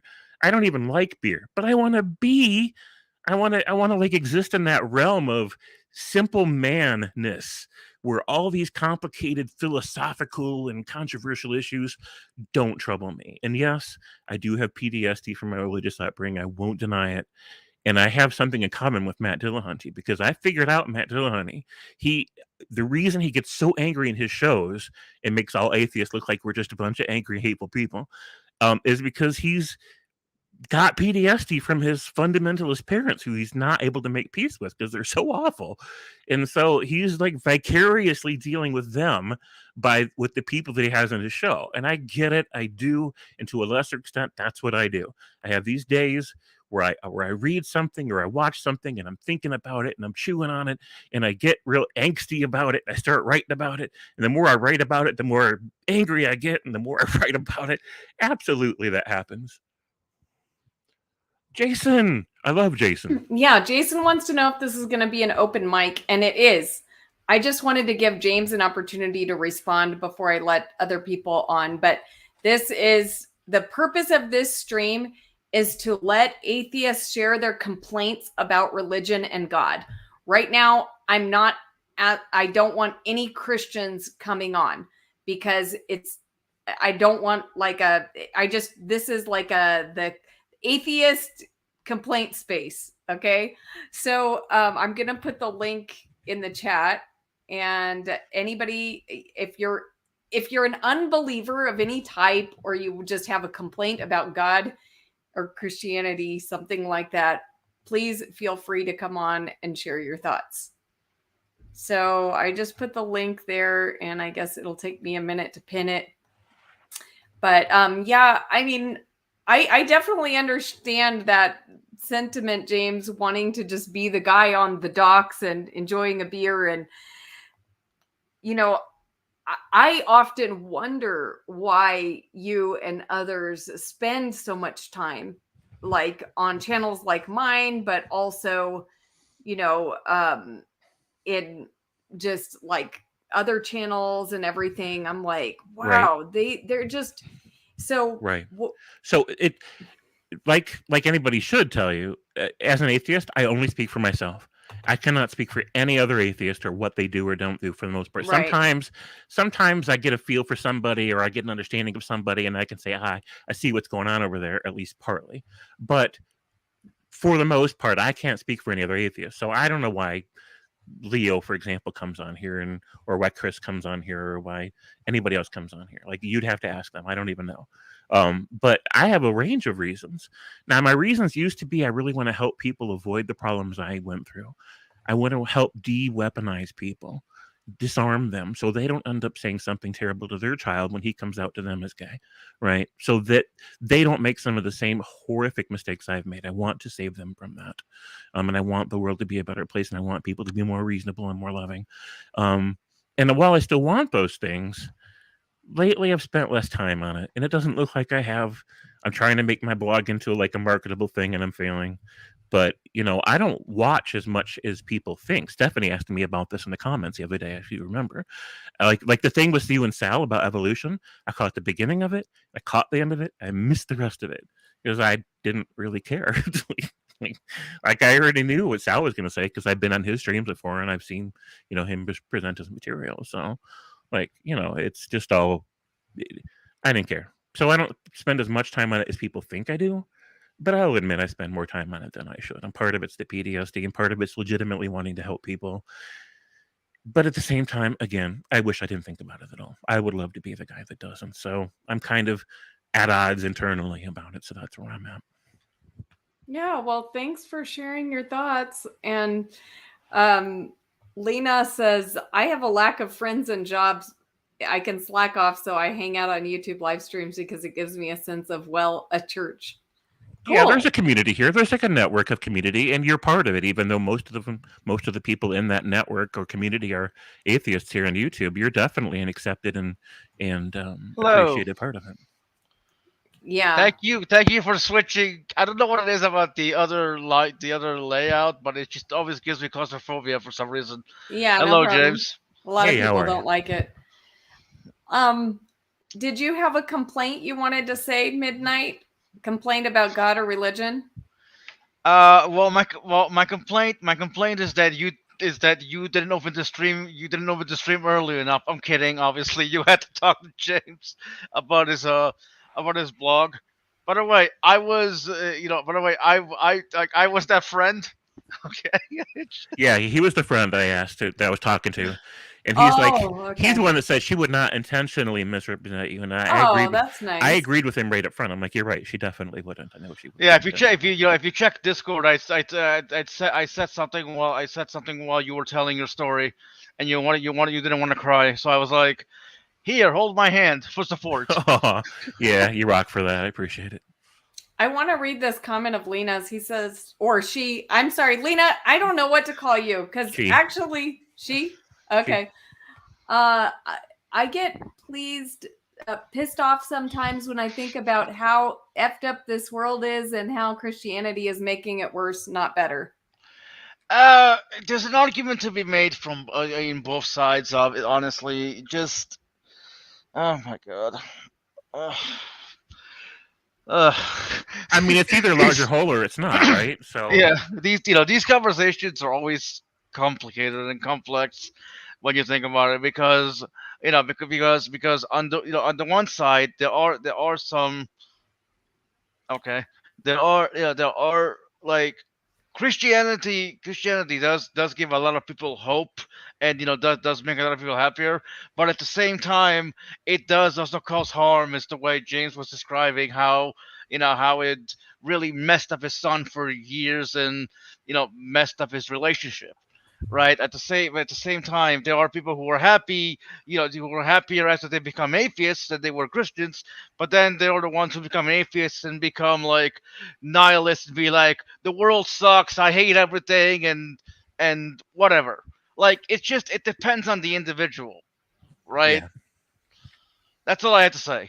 Thank you for coming to my TED Talk. Jason, where are you at all this? Thanks, Midnight. Thank you, Midnight. Hey, hey, what's up, guys? Not much. What were you asking, James? Where you're at on all of this? Like, what stands out for you? Oh, yeah. Well, I'm a former Christian, and I guess my perspective is that I see religious organizations as being a form of indoctrination. And I mean, and this might be maybe a bold statement, but a form of brainwashing. So, and I think that has the capacity for people to essentially, I don't want to say be manipulated, but to be controlled in a way that is so that they do things that they feel at their core and that they're willing to die for it. I mean, this has been the issue with religion for the eons, which is that it has the capacity to allow people to go out and commit atrocities or kill or do other things in the name of what they perceive is eternal salvation or something of that nature. So I'm not saying that obviously not all religious entities do this. Some are much worse than others. Some maybe are very altruistic and do not have that attitude. So I'm not trying to put a broad stroke on it, but I just think that that's one of the negative consequences that is very powerful. And I think it's very powerful in the United States. I think the United States has a large grouping of radical Christians that feel that they're justified in being discriminatory in many different capacities, and that they feel justified in that. And so I think that is one negative perspective. I mean, I think that there are certainly positive perspectives to religion, but that would be one negative view that I would have. You stole my view. Just kidding. So what about like what Sai was saying, that he feels like his parents indoctrinated him against God. They didn't say, I don't believe in God. They didn't leave it at that. They just said, you shouldn't either. It absolutely isn't true. None of that stuff's true. And he feels like it sabotaged a viable aspect or domain of inquiry and growth for him as a person, and it set him back. where he probably would have had faith in God earlier. So, I mean, can we say that his atheist parents indoctrinated him, and is that equatable to what Christians do when they tell them the opposite? Yeah, I mean, that's a good question. And I mean, I'm not sure I have, for one, I'm not going to tell Cy like how he feels about the issue. If he feels that way, then he feels that way. I'm not trying to Sure. negate those feelings. I mean, I guess from an objective perspective, my view would be that, and again, people probably would disagree with me, but obviously I'm an atheist, or whatever you want to call me, an agnostic atheist. I don't see sufficient evidence for God. And I think it's, when you're raising your kid, you want to raise them in a way that you're trying to be as truthful and honest as possible. Now, if somebody is religious, they obviously have a belief that God is actually true, and I need to educate my children in that capacity. So I understand that. I mean, I have a daughter. We have raised our daughter from that perspective of that God doesn't exist. That we've told her in the future, if she wants to attend a church or she wants to explore her spirituality, she's certainly entitled to it. But as a child, we don't want to impose that indoctrination. So we're not indoctrinating her into atheism. We're not taking her to an atheist church. We're not making her watch atheist propaganda or anything like that. But we also don't allow her to go to church services, because I just am really against that, because I think if she stays overnight at a friend's house and they're Christian and they get up in the morning and they go to church, then she's going to come home and say, Dad, I want to go to church. I believe in God. And she's very impressionable. I would prefer not to do that when she's young, but it's a good question. I'm not necessarily saying I have the answer to that question. Fair enough. You know, Yeah. Maybe I'm wrong. I Okay, don't know. I just want to say that Seamus Crawford here has some very hot takes. Like, what it was? Yeah. So yeah, okay, I'll put one up. Seamus says you are indoctrinating her against church. No, Is no, he being I like. serious, or is he being funny? Well, no, I think You can he have is that. don't You can being have that serious. view. I He can like have the that one. view. I like the I one don't where he says atheism itself is a radical stance. It's revolutionary because it challenges reality itself. Yeah, I think he's being serious. Mm-hmm. So Oh, you should have heard. Well, hold on. You should have heard what he said about gay people before. Oof, spicy. yeah. Well, I mean, if you want to say, I mean, I guess it depends on what the term indoctrination is referring to in that instance. I mean, I was saying indoctrination into the church. He's saying you're indoctrinating her against the church. I'm just saying we as parents don't see any evidence that God exists. And so we don't condone going to a church where they're going to talk about things that we don't think that exist. I think that it's parents' responsibility to educate their children. And in the same respect, if you were Christian and you wanted to raise your child just like what James was saying, if you want them to go to church, I mean, I'm not saying that you can't do that. That's your children. You know, there's an aspect of, we want parents to have responsibility over their children and raising them. So I'm leery against any involving myself or the state involving themselves in any way with parents raising their kids. Incredibly slippery slope to go on, which is why I don't advocate Definitely. for it at all.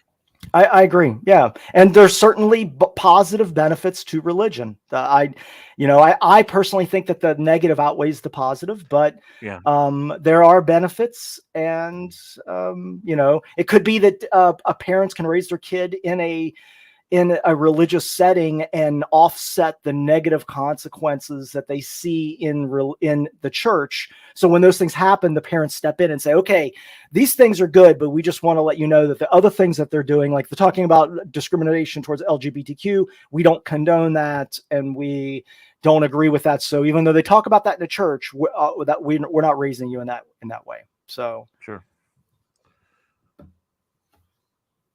I can relate to that.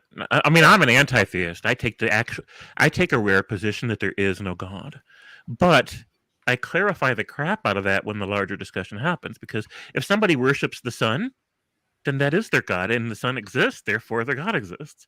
It's just not a God to me, right? I don't worship the sun; it's not God to me.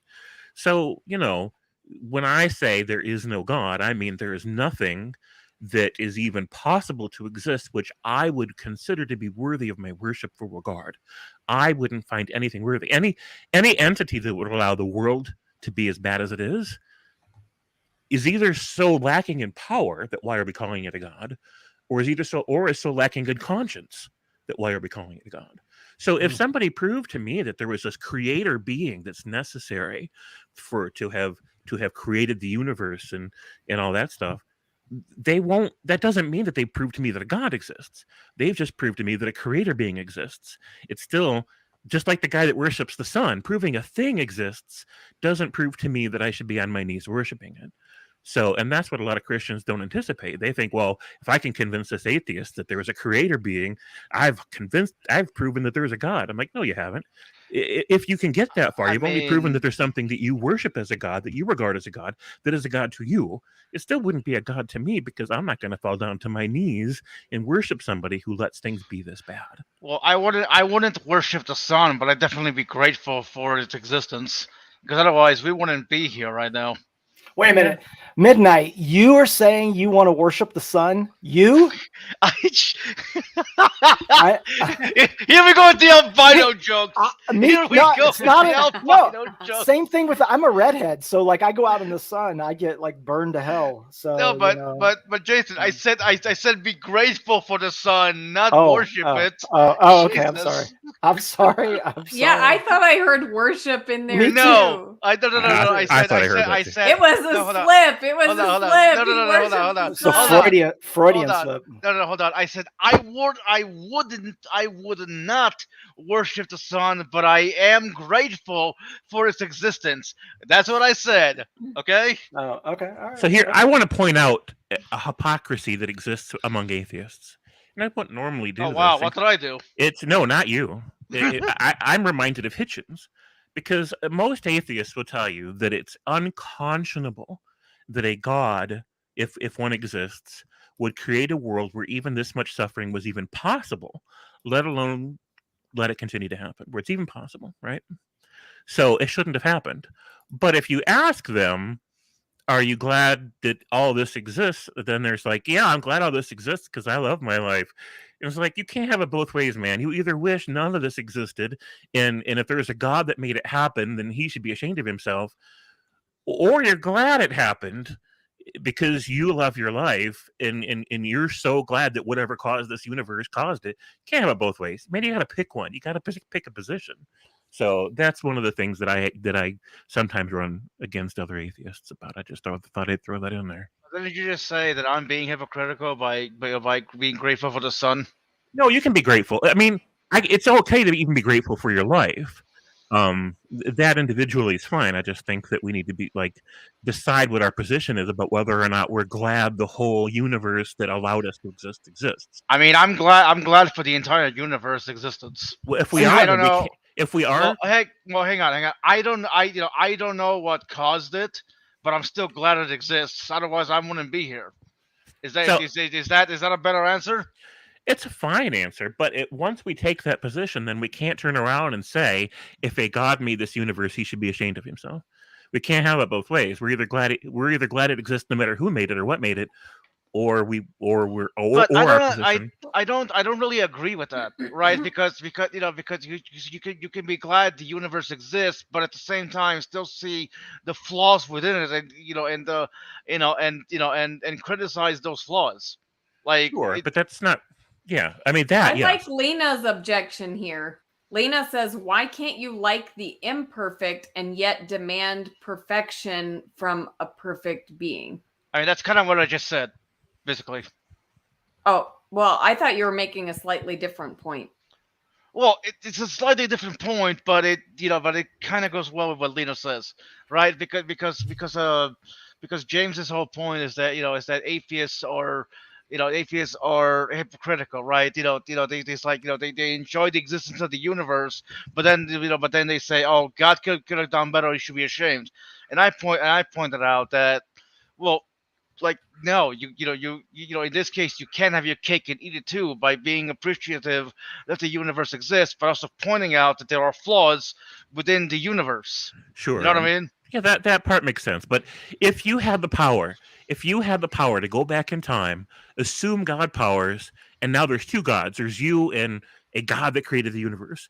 Would you be willing to cancel yourself and him out so that the universe never happens? Or would you allow him to create the universe knowing that it turns out the way that it has? Which one would you do? I mean, honestly, I think option 3, just beat the shit out of the god and become God myself and do a better job. That's what I would do. Are you just? It seems like are you kind of just referring to like the problem of evil issue? Yeah, I mean, I I think that's what think James is doing. I think it's an insurmountable problem. There's an episode. There's a news article that I read a couple months ago about this woman who melted into her couch. She had Lou Gehrig's locked-in disease, where you become paralyzed. You can't talk, you can't move, you can't cry, you can't make sounds. You can move your eyelids, I think, and that's maybe your eyes a little bit, and that's it. You can't talk. Yeah, and her parents were so abusive. Not only did they probably cause the illness to begin with, which is a different issue, but they let her suffer for, I think, like a decade of extreme abuse until they finally just quit. And she had bed sores that were to her bones. And when they found her, she was just a pile of goo. They weren't changing her. She was feces and urine. They weren't taking care of her at all. They kept her alive for years and years and years like that, and torturing her just because they're sadistic, evil people. Why am I on this stream? I don't want to hear this. Well, here's the thing. That's horrible. Yes, this is why Look at the Trees isn't a good enough reason to say that we should think that there's this all powerful, all benevolent being. Anyone who would allow that to happen, nope. I don't care what else you've done. I don't care what else is on your resume. I'm not falling to my knees in front of you. By the way, the most high, you're muted if you were talking, because I see you talking. Yeah, you're muted, Jay. I think he's talking. Yeah. Maybe he's. He multitasks. Yeah. I was actually just explaining to my stream that I mute myself a lot as a sign to you guys that I know that I'm muted. Oh, you're streaming. You're double streaming. Okay. Of course. I just stopped by to say hi, and I was bragging to everybody. I said, "Look how Rebecca lets me right on," because that's because we're buddies and we're friends and we're gonna do some stuff together. Also, I want somebody out there who can make some music to get me Midnight Sparkle. I heard kind of a jam there. Atheist are atheist. Atheist are. I just need that to a beat. Okay. Honestly, and we'll be ready to go. If you make a tune or a sound or wow. Let's get this money. If my voice starts, winds up in a music video, I'm gonna laugh my ass off. I want you to guys say are having fun. I'm gonna mute myself again. I'm enjoying listening, but I appreciate you guys. I want to say one thing that Jay doesn't have to comment. He can mute himself, but that I watched Jay talking to LPP and those guys. Oh my god! And I found it to be that was awesome. The height of the hilarity was like off the charts of them. You guys. It was just you couldn't it couldn't have been set up any perfectly when they bring up on Gutsick Gibbons' channel. On LPP's channel? No, it was on Gutsick Gibbons. What happened was Mark Reed had a debate with who? Sorry, I forget who it was. One of the big creationist guys. Ken Hovind. That's who it was. Mark Reed versus Ken Hovind, and LPP had an after party. And I know LPP because Danny, Phil Talk, is trying to troll me. He's like, Jay, I think the best way for your channel to grow is if I send you to the worst places of the internet so you can appeal yourself to the creationists who just love to hear from the evolutionary biologist. And so LPP has been rude to me and pretty much everybody I know, Lena and No Name, we kind of go in there as a gang, and he just kind of mutes us all and shuts us all down and kicks us out and tells us we reason like children. So fun. Go ahead. I honestly, I'm trying to remember a time when LPP was an asshole to me. I only remember him being nice to me. No, he's been that way to a lot of people. But like with Jay, they're specifically they're talking specifically. First of all, they're talking about an area of which Jay has a doctorate, and they don't have any background. Like they're just spewing out a bunch of shit. So Jay's laughing, and then the guys have the audacity to bring up the Lenski experiments, and Jay's about ready to blow his head. He's like, guys, you're gonna make me my brain explode. I was in that lab. I know those people, and they honestly are then saying things like, "Oh, you were in that lab? Oh, then you're an idiot. You don't know anything about this." I was like, but how can they say that? How can they say that? I'm gonna be honest with you. It's like, magical though, because in one stroke. They demonstrated that they claimed to be reading this stuff and studying this stuff, and they had no idea that the paper they were citing was evidence against their own argument and was a completely different experiment, right? On top of that, he's telling me I don't know what's going on. Not only in the lab I got my PhD in, but the lab I still have a key to. Yeah, and exactly. Better than knowing the Lenski lab experiment, I have my own copy of it. And on top of that, right, like they're E. coli, right? So you might contaminate them, and I have really shaky hands. So I have backups. I technically have 3 of my own copies of the Lenski lab experiment. So try again. So it was super fun. But at the same time, right, the thing that goes viral for me is me late night talking to a creationist about what my actual research. Right. And so I get to go to all my teaching advisors and Dr. Lenski and all these people and go, oh, my channel is really growing. And it turns out it wasn't me being a sexy boy or singing and dancing. It was actually me just talking about my research, talking about my job. So it did wonders for me. So I always say to LPP, man, Bible Research Tools, I love you guys. Where would I be without you? So, keep up the good fight, brothers. He's down with LPP. You know me. Okay, exactly. What is your doctorate then? Or integrative biology and ecology, evolutionary biology, and behavior. So. Ooh. Yeah. And then I was a biological anthropologist before that, so I studied human evolution. So I got all the. Because I'm very interested in that. I know next to nothing, but I always like to learn new stuff. Oh yeah, definitely. PocketLocker86 at Gmail and all my socials. So hit me up. I'll put you in line. I got to take care of Rebecca first. You know, Rebecca's my OG, so I gotta. Okay. I'll squeeze you in around whatever she needs from me. Cool. I mean, do you have Discord? Because I'm generally always on Discord. Yeah. Same name on Discord, and it's easy to find me. And I'm actually live. You can come over to my channel, and I'll drop you a link to my Discord when you're done here. Can you? I don't know your channel. Can you just post it in the private Pocket Locker 86. It's my name. You'll see it. Pocket Locker 86. All right. Yeah. And Jay, we're doing complaints about God and religion. Do you want to say yours, and then we'll go to Chris? Yeah, my honest complaint is that it's just poorly represented. Honestly, my problem with Christianity right now is I think I found you. Where's the genuine honesty?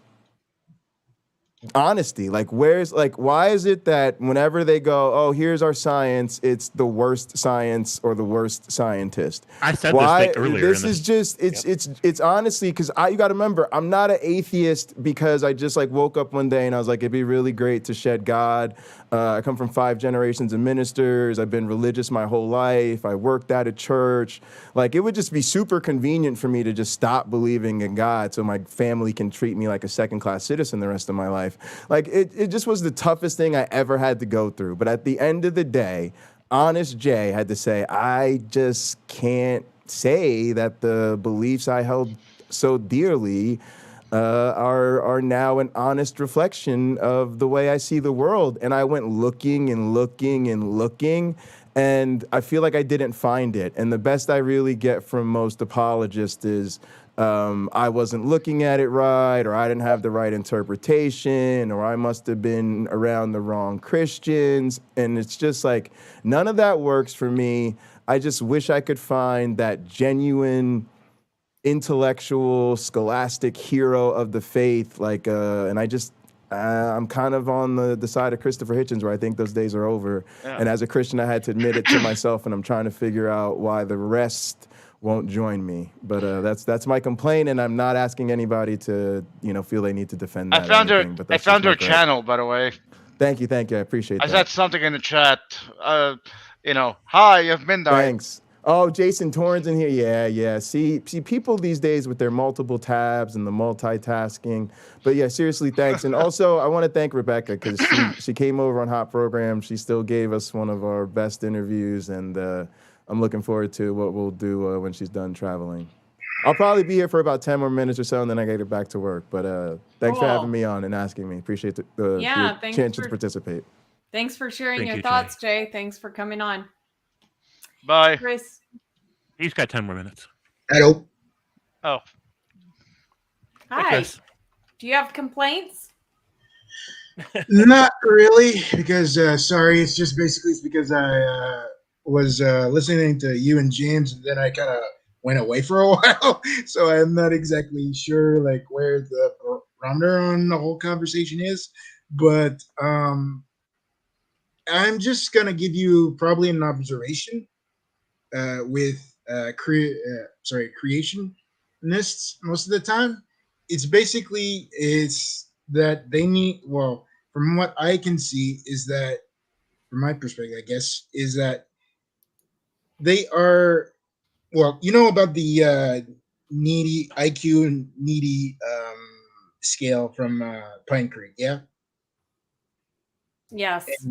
Anyway, is that the fact is that the absolute need to put God in everything is one of the I would say wall blocks that for religious people to basically to not get, but to somewhat of an acceptance of what evolution is, because evolution demeans the human experience, as in same thing with a clump of cells, where like we begin with a clump of cells, we're not special, and up to this point we're basically like all of it, we're basically the culmination of sheer dumb luck on our part. I mean, just because I thought you were done. Anyway, but that's just the thing, is that the need of insert is very, very, very high. So to just kind of, and even if so the theory, right? So the theory doesn't say that we're here as a result of sheer dumb luck. It actually says anything but that. So, and I don't think, again, for me, evolution is just, I always say this. I know that evolution is a powerful argument against very particular interpretations of very particular theologies. But, we tell our students in our evolution class that evolution is as atheistic as plumbing. It's just a science. It says nothing about God or whether there is a God. And it certainly doesn't say anything about how you should view humanity. But to me, the essential theory of evolution, the story of common origins, is grand, right? It's sort of, to me, the spirit of the creation story in the Bible, right? It's beautiful. It's where beautiful. You've got this creative force or energy that says, out of one source comes all of life, right? And all of life shares this common history, this one story, right? And then evolution is just, well, here are these little scientific nuggets that we're picking up that are sort of filling in the gaps of what that story actually looked like. And so to a lot of people, that means that we're here actually because all of these things that we value about humanity, our ability to cooperate, our ability to solve problems and figure out the world around us, actually provided us the sort of selective tools and things that we needed to help us survive and get to this place where we're figuring out medicine and trying to get us a rocket so we could get off this planet before, it's burned or a meteor hits it or something like that. So I just think it's a matter of how you see the story, but also just let go of the chance thing, right? It's chance plus selection. So it's not just sheer luck, right? Yeah, I know, and I know basically, and I know that I'm just kind of being reductionist here, because either that I go on super long tangent or I just put like few words and just to get the point across.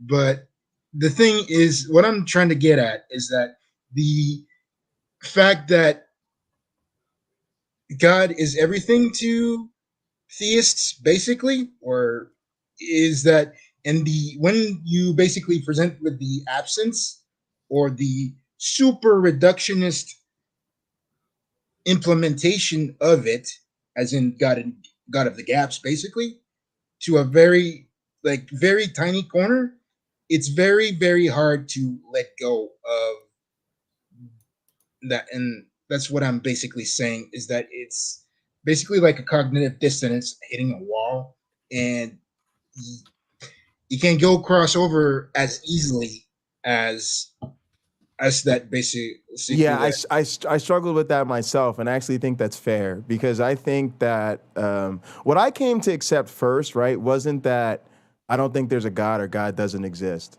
What I came to accept was that there's a scientific model that explains it without God. Now, I don't have to necessarily accept that explanation, but I came to an understanding that an honest reflection of the scientific explanation is that the models that we figured out of the natural world work without God. Now, that doesn't mean you have to not accept God, because I would go the one step further, and I think that's what you're talking about. This is personal to people. And we're talking about their eternity, their soul, their families, friends, their communities, and all that other stuff. And I think there's more at play for them than evidence and scientific explanation. So to say that I can't let go of this because that explanation doesn't jive with me, and I'm not willing to let go of this just based on, okay, science can figure it out without God, that doesn't mean there is no God. For me personally, I think that's a very reasonable way to feel and to be, honestly. I do. Yeah, but it's just something that, well, for me, it's basically because I went to college in the social sciences. So for me, it's like, and I know that I basically talked to Rebecca a little via email on other stuff, but it's basically she kind of used my reasoning a little bit disgusting, but it's just for me, as I was trained to do this, is that in the social sciences, you're basically encouraged to a certain degree to be sociopathic and psychopathic in a certain way. Wait, what? Because you you basically have to basically you're biased. All your personal biases have to um, be thrown out the window in order to help somebody. And to that point, it's just, what do you tolerate most? What do you tolerate most when helping people? Like, say, if you basically are here to talk about like family, like domestic issues with like, say, divorce, or even more stuff, people that are rape victims and stuff like that. And I basically, what in that? well, okay. I just want to say that you said you had training in social. It's what did you say again? Social what? Social sciences, well, it's very, very low. It's social work, but it's basically Chris, yep.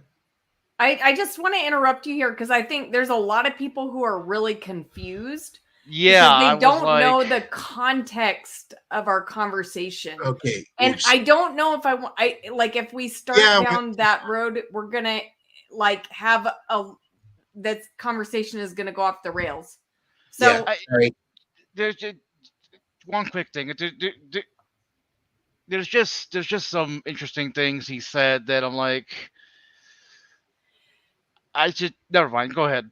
yeah, actually, guys, the Chris, if it's okay, I'll just explain. Chris is talking about a specific conversation that we had, and he's explaining why he believes something that he talked to me about before, but it's something I don't really want to talk about right now because it's going to go totally off topic.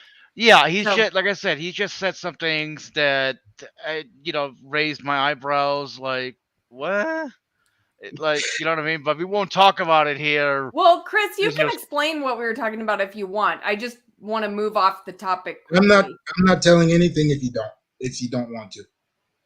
Okay. Well, guys, Chris is not talking about because, like being a sociopath or anything like that. No, but see, that's what confused the hell out of me. I know, right? that's what's confusing. It's people. like, but wait a minute. Okay, no. You Right, know, I sorry. think he's work- talking about being neutral when you're Yeah, trying to help neutral, people. objective. You're That's what neutral. confused the hell out of me. Like what? So sorry, it's just that sometimes being neutral, you kind of come off as sociopathic or I don't think I psychopath. agree with that.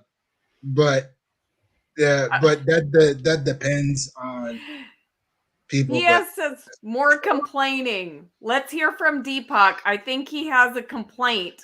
Armenian genocide, is this your complaint? I don't have a complaint. What would I have to complain about? It would be very ungrateful for me to complain. Well, if we're on complaints, basically for me, it's basically with the whole basically the Holocaust and all that stuff. At certain points, the things that we set out to do is that we just kind of repeat it, like we're doomed to repeat it, and that's kind of tiring for me. But anyway, sorry. It's that we'll always kill people, or like it's just like it's just like the whole tribalist dynamics of humans are the same. That so we're just gonna go at each other. But yeah, it's anyway, sorry. I'm not making any sense right now. All right. I'm glad Chris finally got a chance to speak. Like, I feel like the last 2 or 3 times I was on a call with him, he'd keep raising his hand politely and never Yeah, got they a chance do. to finally- Yeah. finally- We just ignored him. We just ignore when he raises his hand. Basically, because I know I can be a chatterbox. So instead of just going over people, I put the video, raise my hand, and that's how I kind of do it, because I think it's like it's good. I think maybe we should all use that. Man. anyway. I've started to do that in other chats. I'm just like leave my hand up and waiting until somebody recognizes I got my hand up. So Yeah, so it's just a habit. It's like a habit to a certain yeah. degree. So, No. does anybody Yeah. in the comments have any questions for anybody here? I'm wondering. Well, there's a kind of a discussion going on with Cygart because, there's Who's that? been a lot of talk about creationism and, the way that it kind of, you guys are viewing creationists as anti-science and like Cygart wanted to know if Jay had been with BioLogos and so I guess Cygart's kind of wanting to stand up for Christians who share your perspective on evolution. Well, for creationists, I haven't really delved it that much into talking to them, but I've basically just it's not exactly something that I spend my time mostly just to there's so much stuff that you can think, and it's like brain junk food to me in a way. So I have a really low tolerance of that, so I can't just put my stuff around that. But it's I think it was Rebel Nazareth or Nazarene. Anyways, he's a flat earther, and the thing is that it kind of going on around is that well, at least for me, flat earthers is that if you're so determined to prove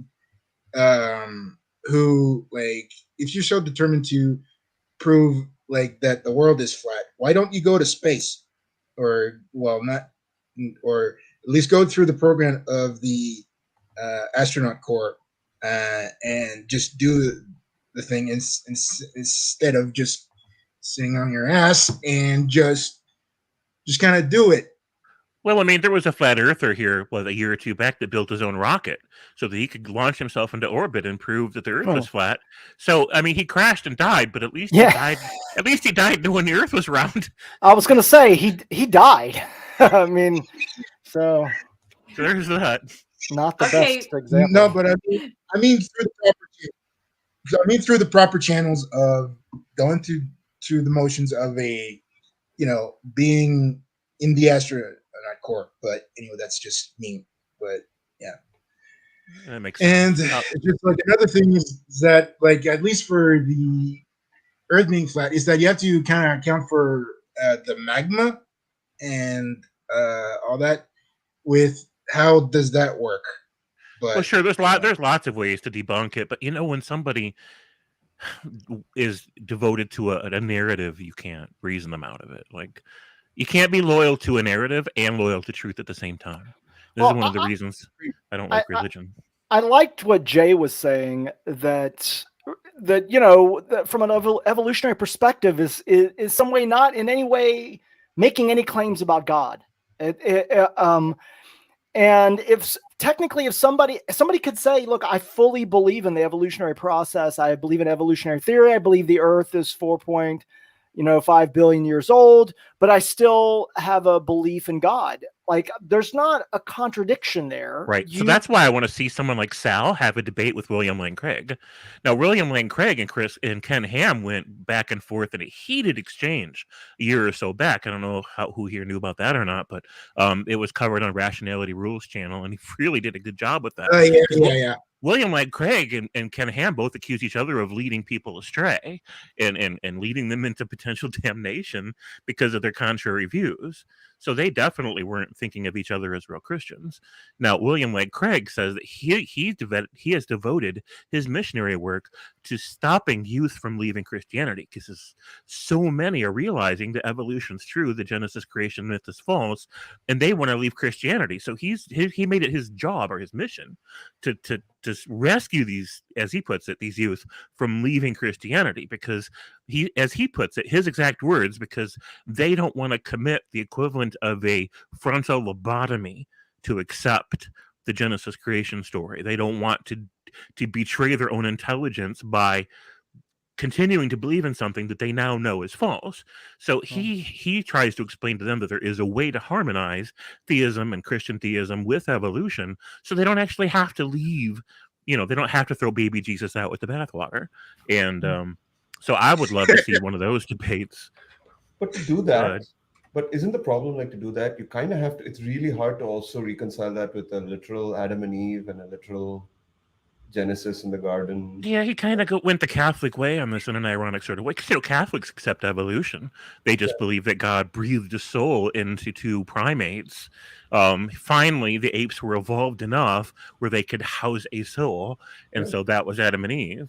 And is that ridiculous? Of course it is, but it's the only way to rescue the narrative. So that's what he went with. But there's so also you think it's ridiculous, though? Like, is that a ridiculous way to interpret it?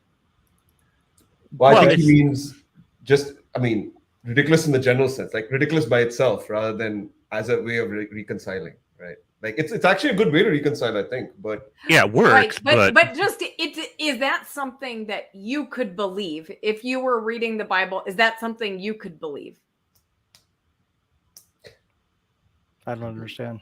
Well, what I mean is, if you suddenly believed in God, you suddenly believed in the Bible, would you be able to read Genesis and say, okay, this is how I'll reconcile it? I think that's, no. You're saying the way you could reconcile it is by eliminating, like, some of the claims that we know are contrary to our understandings of science, to essentially say, like, the Adam and Eve story is allegorical, or that, the 6 days that the earth was created is allegorical. It's not really referencing that would that help to Right. support your position? I would say it would, that if you believed in God, but you said, look, I don't believe these things that are contrary to what I know is antithetical to scientific views. I'm just going to consider those stories. But I think the proposal is that at least the Adam and Eve story isn't allegorical. Like, it was, what happened is there were a pair of primates in which God just, at that point in evolution, God breathed the soul into them, and they were Adam and Eve. That is a literal interpretation of Adam and Eve, right? With a little extra detail. There's actually quite a lot of different views on this. Some people do take it as like the Genesis story is basically it is not at all literal, and it's just completely a story that illustrates our condition. So there's that extreme, and then there's some that interpret it like you just explained, and there's quite a few different views on that. But I mean, I'm not a biologist, so correct me if I'm wrong, if anybody can tell me, but most evolutionary biologists don't have a perspective that at one point it was not a human being, and then the next generation it was a human being. Right. There's not a definitive line there. There was definitely it's a definite position. There was not a definitive line. Okay. Well, I mean, 2 points there, right? Like, it's still possible to say that biologically that's true, but that doesn't mean that God couldn't have plucked one specific generation or two individuals in in one unbroken, you look at the biology and it's it seems like a continuous line, but he chose that point to inbreathe a soul, right? So, which you can't see from the biology, but it still happened. Yeah. Okay. And maybe the other, what was the other thing? Oh yeah, and there is actually we do know that, or we believe that there is a mitochondrial Eve, right? It's a very suggestive name, I know, but isn't that a controversial topic? The mitochondrial Eve position. I don't know. Is it fairly established? I thought so. I mean, okay. Yeah, I'm not saying it's not at all. So there are certain mutations that are necessary for the development of the human species that had to where there had to be a first person to have a certain mutation. But that's still a long way from endorsing Genesis creation. But there, like they were saying, it's possible to marry the two. It's possible to take this story and then make it true by saying, well, here's what must have happened. If you want to salvage the story, you can. And also, it's the idea of that basically on how we got to reasoning and consciousness and all that stuff is that we got, well, at least the non-theistic interpretation of it is that Earth was basically, our human condition was harsh enough but soft enough for us to progress over time and just kind of develop. So yeah, it's just the conditions of us just kind of surviving and evolving were harsh enough, but to just kind of adapt constantly, but soft enough so that we could at least have a chance to do it. So yeah, and time too. So yeah. So guys, since we're on this topic for a while and Cy-Gart's really participating in the chat, I was only going to let Atheists in, but Cy, if you want to come in, please do and share your thoughts on this. And I want to pull up a comment. What's that? You're going to pull up a comment, or you just got to go? No, I said he can come in if he wants to. Okay. But, because he's done a lot of comments, but I'll just let him come in and share his view if he wants. Midish Patel says, my complaint, why doesn't God say in any book, forget worshiping me, just take care of each other? I kind of think that is what Jesus said. My command is this, love each other. That's what he told us to do. I mean, correct me if I'm wrong, but didn't he also say that to leave your mother and father and follow me? Yes. So, yeah. Does that seem contradictory in a way? I don't think it is. If Or you, thou shalt not kneel before other gods, or something like that. Yeah, but that was written back when the Hebrews still had other gods, when they were still polytheists. And I'm just saying it kind of carries over. So sure, but you know, Dark Matter 2525 has an excellent video about that topic called "The Greater Insult," and I recommend anybody that's interested in that to go check it out. So Wait, actually, is that the one? Is that the one where a Muslim and an atheist meet God? A Muslim, a Christian, and an atheist. Yep. And, Oh, and yeah, I just, right. Muslim. I and just love that atheist. video. yeah, so yeah, much. yeah. oh, and is that where he tells them like God's like, you believed that I would torture people, you Yes. believed that, Yes. and then God tells the atheist, you wouldn't believe that bad stuff about me. I kind of like you, stick around or whatever. Yeah. You know, I mean, I like Dark Matter 25, and his animations have definitely improved over the years. I But can't believe Rebecca's actually seen the video. well, I mean, Hey, yeah. guys, I've been around.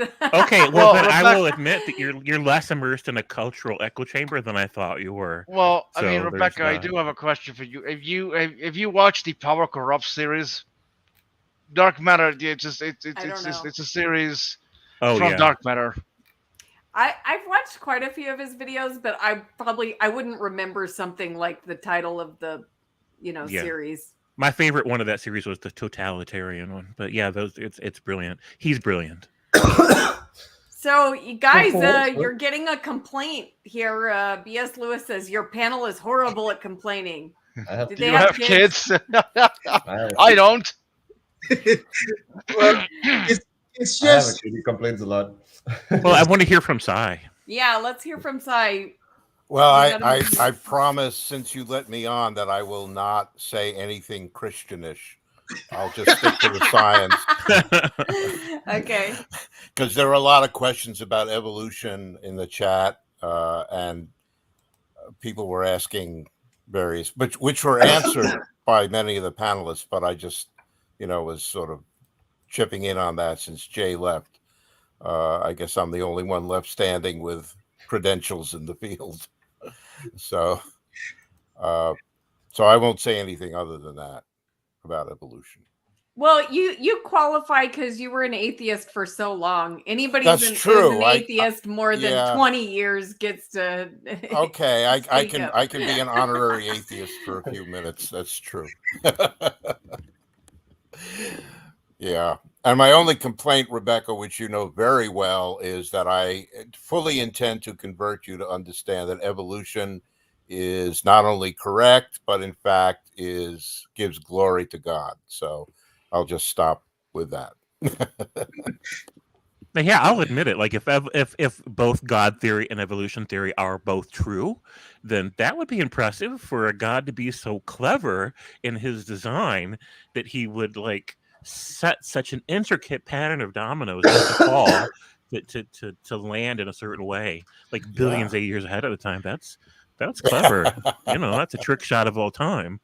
Well, God is God. I mean, I wasn't supposed to talk about this, but Yeah, that's fine. you brought it up. Hey, you can't give us stuff to criticize later. Go ahead and say it. I Yeah. have two questions for Sai. One, Yeah. maybe it's more interesting one. Well, okay, the less interesting one. Do you know? I mean, you obviously know the answer to we were wondering about mitochondrial Eve. Yeah. So Right. So the idea is that it's very hard to trace human lineages through what we call the nuclear DNA, the DNA that we actually use in our cells. And the reason for that is there have been so many mutations and so many complications that it's very hard to do that. But mitochondria have their own DNA, which has nothing to do with anything outside the actual mitochondria, because mitochondria used to be individual cells, and then they got absorbed by eukaryotic cells. So those DNA fragments in mitochondria, some of them work to produce some of the proteins that are used in mitochondria, but there's a lot of other stuff that's kind of dead. It has not much use. and the mutation rate there is extremely high. So it's very easy to go back and trace the origin, the ancestry of mitochondria in people or in any animal.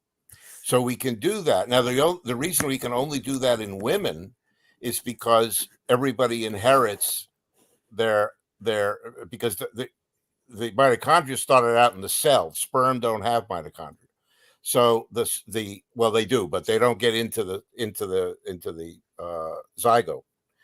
So the mitochondria everybody comes from their mother.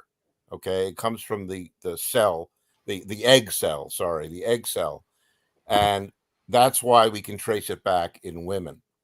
So we can also now trace the first male by looking at things in the Y chromosome.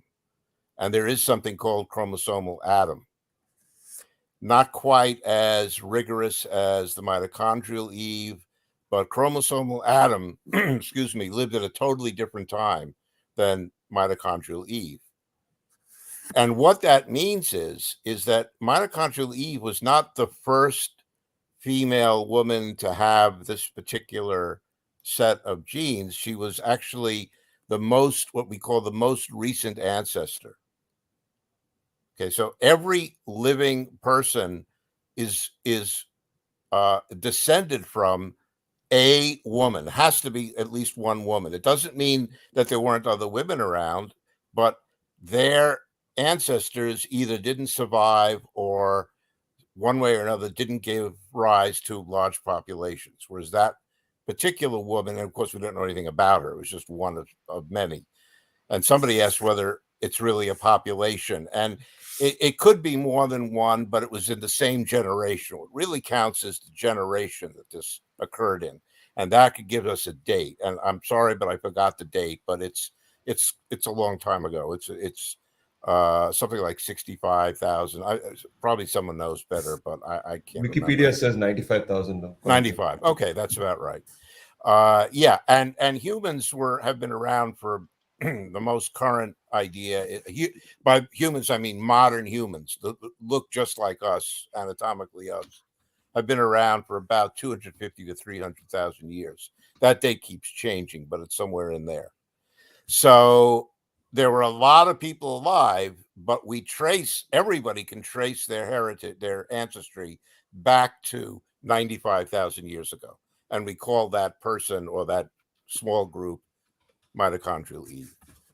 So what's important about it is this is not speculation. This comes from very precise molecular studies that, and a lot of good math and a lot of theory, but it's very, very solid science. There's no dispute about it.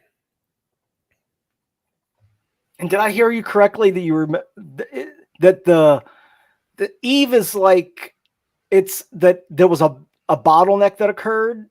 Is it essentially that Eve No. is that No, wrong? Okay. That's a different issue. Somebody else in the chat wrote about a bottleneck. There have been bottlenecks in human history, but Right. that's bottlenecks have the effect of reducing the population size drastically. And they usually happen with something like a volcanic eruption or a huge climate change or something that kills off a large percentage of a species. When that happens, the survivors are genetically, there aren't very many different genotypes because you lost a large percentage of the population. So after a bottleneck, you have a lot of genetic homogeneity, which is very dangerous. Mm-hmm. It can cause all kinds of health problems, etc., and it changes the genetic characteristics of that population. So cheetahs, for example, are currently in a bottleneck. They've undergone a huge amount of population loss. They're at great risk for extinction. And humans, it's believed that there have been a couple of bottlenecks, but the most recent one was about 70,000 years ago when there was a huge volcanic eruption, Mount Toba, and caused a tremendous loss of human life. And it's not clear, but the population was probably around 2 to 10,000. Nobody knows exactly. But that was a big change in the human genetic. Humans are genetically very homogeneous compared to any other species. I mean, there's more genetic variation in one tribe of gorillas than in all of humans. Okay, so we're very homogeneous despite how we look. This is actually one of my fields of research, and part of that is because of the bottlenecks that we've gone through during human history, and we were really on the brink of extinction at least twice, maybe more, maybe 3 times. Okay. That, by the way, ladies and gentlemen, is how a scientist, how an expert answers a question. That was a really good answer. But Yeah, that I do have a question, and like I'm happy for Sygart for you to push back on this. Okay. Go ahead. But I read a book years ago called The 7 Daughters of Eve. Oh, I know it. I know the writer. Yeah, great. Yeah. Great book. Okay. Now, so, and it was on this topic. Now, Mhm. when I was reading that, I was like, wow, it seems like they really have this figured out, this, mitochondrial clock. And I was like, I was waiting and waiting to the point where they explained how they made the calculations. And then I got to the point where they made the calculations, and I realized the way that they calculated that mitochondrial clock, they did it by using the date that we think people diverged from chimpanzees 5 million years ago. So I was like, what? That's how they're calculating this? Like, first of all, that date has changed so many times. This is not like, basically it kind of ruined the scientificness of that like mitochondrial clock. So do you have a response to that? Yeah. I don't know if we want to go into it in great detail because it's a big topic, but in fact, I'm not even sure I can. Yeah, I mean, I'm assuming your model for the moment that humans and chimps diverged. Of course, I don't believe that, but I want to assume that model and then just say, where is that, like, do you even is there a problem with that? Because even if I assume that model, we've changed that many times. So I don't see how this can be a precise estimate. Well, okay. So it's not a precise estimate. You're right about that. And in fact, the population genetics math that's used to determine this has a certain degree of precision, but it also takes into account the unknowns. And what you mentioned is true. We don't know the exact date. It wasn't the day that humans and chimps diverged. In fact, evolution doesn't quite work that way. What you always have to be very approximate, because as somebody else, I think Jason was saying earlier, you don't have one day you have chimps and the next day, boom, people. You have a very gradual change, and it's usually not even recognizable. So there's evolution going on right now as we speak, but we don't see it because it's at the microscopic molecular level. Like somewhere in the world, some lion has had a gene mutate, and maybe in 30 years, its descendants will have a slightly different phenotype, so some different way that they behave. And we don't see that until we actually notice that, wait a minute, this population is different from that population. This one is lighter than that one. Now, we do notice this sometimes. We even see it in contemporary animals. We find black squirrels suddenly here instead of gray squirrels. We find evolution occurs all the time, but it's very hard to pin it down. So what we do is we take an approximate date based on, we know a date when there were no modern humans, and we know dates when there is evidence that we find skeletons and we find evidence that there were modern humans alive. So somewhere in between those two dates, so cute. Somewhere between those two dates, we say, okay, that's the divergence, and then we do the calculation. And it turns out you can be pretty broad with those. You can be 50,000 years, off, and you'll still get a fairly good result from determining the mitochondrial DNA work. But you're right; it's based on understanding of the time of I forgot the technical term. Sorry, I'm a little tired. Yeah, actually, Dr. Dan is chiming in the chat too. Oh, and he's Dan saying, knows. Yay. Yeah, I mean, this is amazing. You guys are coming out of the woodwork here. I didn't know Dr. Dan was watching. So he says it's not true. It's based on the chimp common, and it's not true that it's based on the chimp common ancestor divergent date. It is. There are specific data points in human history with known dates that we use to establish the substitution model. Dan, could you elaborate a little more? Like, what dates are we referring to in human history? I don't know what you're talking about.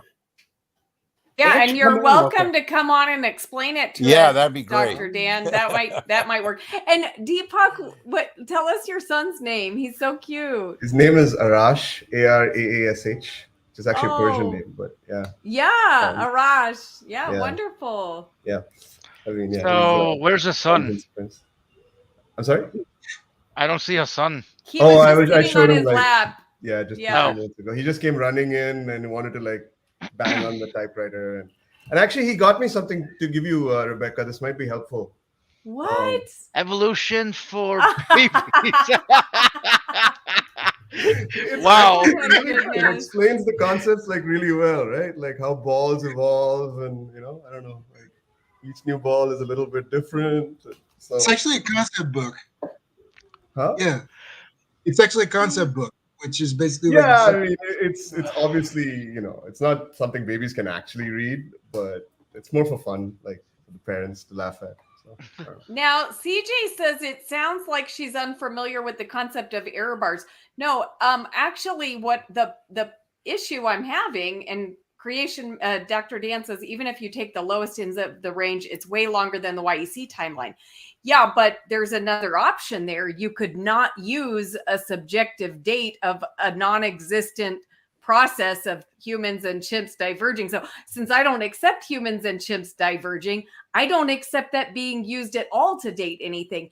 And I think that's a good example of when hard science is mixed with like soft science, right? Because like anthropology and, like looking at what happened with humans in the distant past is an extremely soft science. And you can then if you're mixing that with empirical things, like we're testing mitochondrial DNA and looking at that, then you're not getting the result that you think. So if I just take out that, that calculation they're making and just look at what's happening in the mitochondrial DNA and actually look at how often these mutations are happening. Hey, I don't know if this is true because I haven't really looked at it in depth, but I know what the young earth creationists say, and they say the clocks are way off. We're if we go backwards with the mutations, we should be, in the range of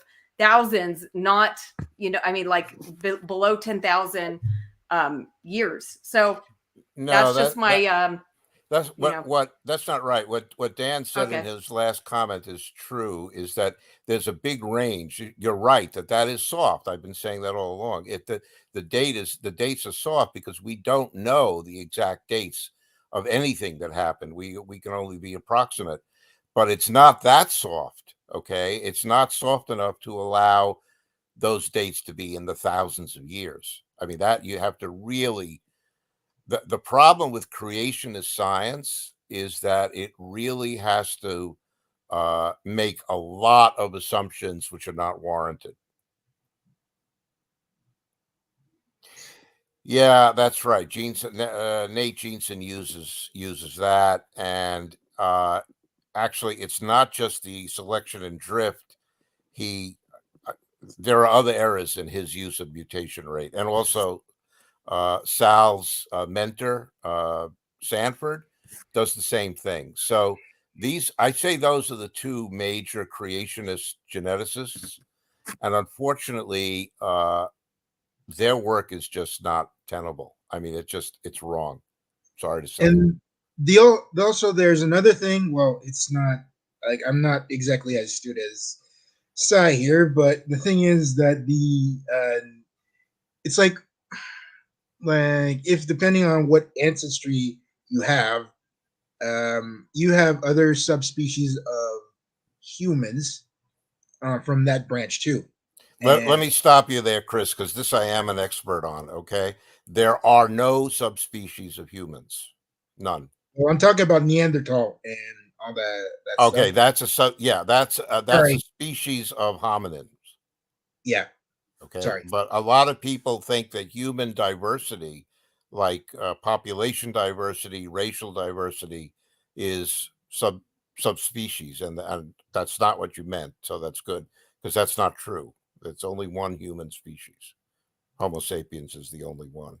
The other hominins that you mentioned, that you mentioned Neanderthals, and there are others. Not very many. There have been a few, but they've all gone extinct, and we're the last one standing. Yeah, but it changes the fact that like their DNAs, like part of their DNA, kind of mixed and matched somewhere down the timeline at some point. Right. Yes. And I think I understand what Dan was trying to tell me. Yeah, modern humans I said the wrong thing. They did when I said humans, modern humans, they did not diverge from chimps. Of course not. What I meant was the hominin group diverged from chimps, and and then everything else followed after that, including Australopithecus and Homo erectus, Homo habilis, Homo Neanderthal, and Homo sapiens, and that was all a progress. So I misspoke when I said humans and chimps. I don't know what was in my brain, but that's that's not what happened. We didn't come from chimps. We came from other hominins. So thanks for bringing that up, Chris. That clarified my my error. Okay. Sorry Cool. if I didn't exactly know what I did, but anyway, glad to be helped. You reminded me about Neanderthals, and I had forgotten all about them. Yeah, but anyway, it's that because like it's to a certain point of anybody that's I think what was it, European and African, they do have some Neanderthal DNA and sorry if I'm butchering this, but it's just to a certain degree we kind of like it's just basically it's because what I'm saying is that we're basically we come from a common ancestor, then diverged, and then funneled back again. That's what I'm saying. There's always, well, not always. There are many related species that can cross hybridize. This is a fairly new result, but it seems to be clear. And it's mostly in Europeans because it was Europeans who lived in Europe. I'm sorry, the Neanderthals lived in Europe mostly. Okay. And so Europeans had a chance to have more interbreeding, but there's also humans have gone from Europe to Africa back and forth. There's been a lot of movement over these millennia. So there is a little bit of Neanderthal DNA in other groups as well. But I think the total is somewhere around 4%. It's not a very large amount. Oh, and I agree with you. It's a very, very tiny. It's small, right? But it's enough to say that there must have been some kind of interbreeding going on there at some point, mostly in Europe, but not only. Anyway. All right. So does anybody else have any questions? Thoughts? Comments? I think I'm good for now. Complaints?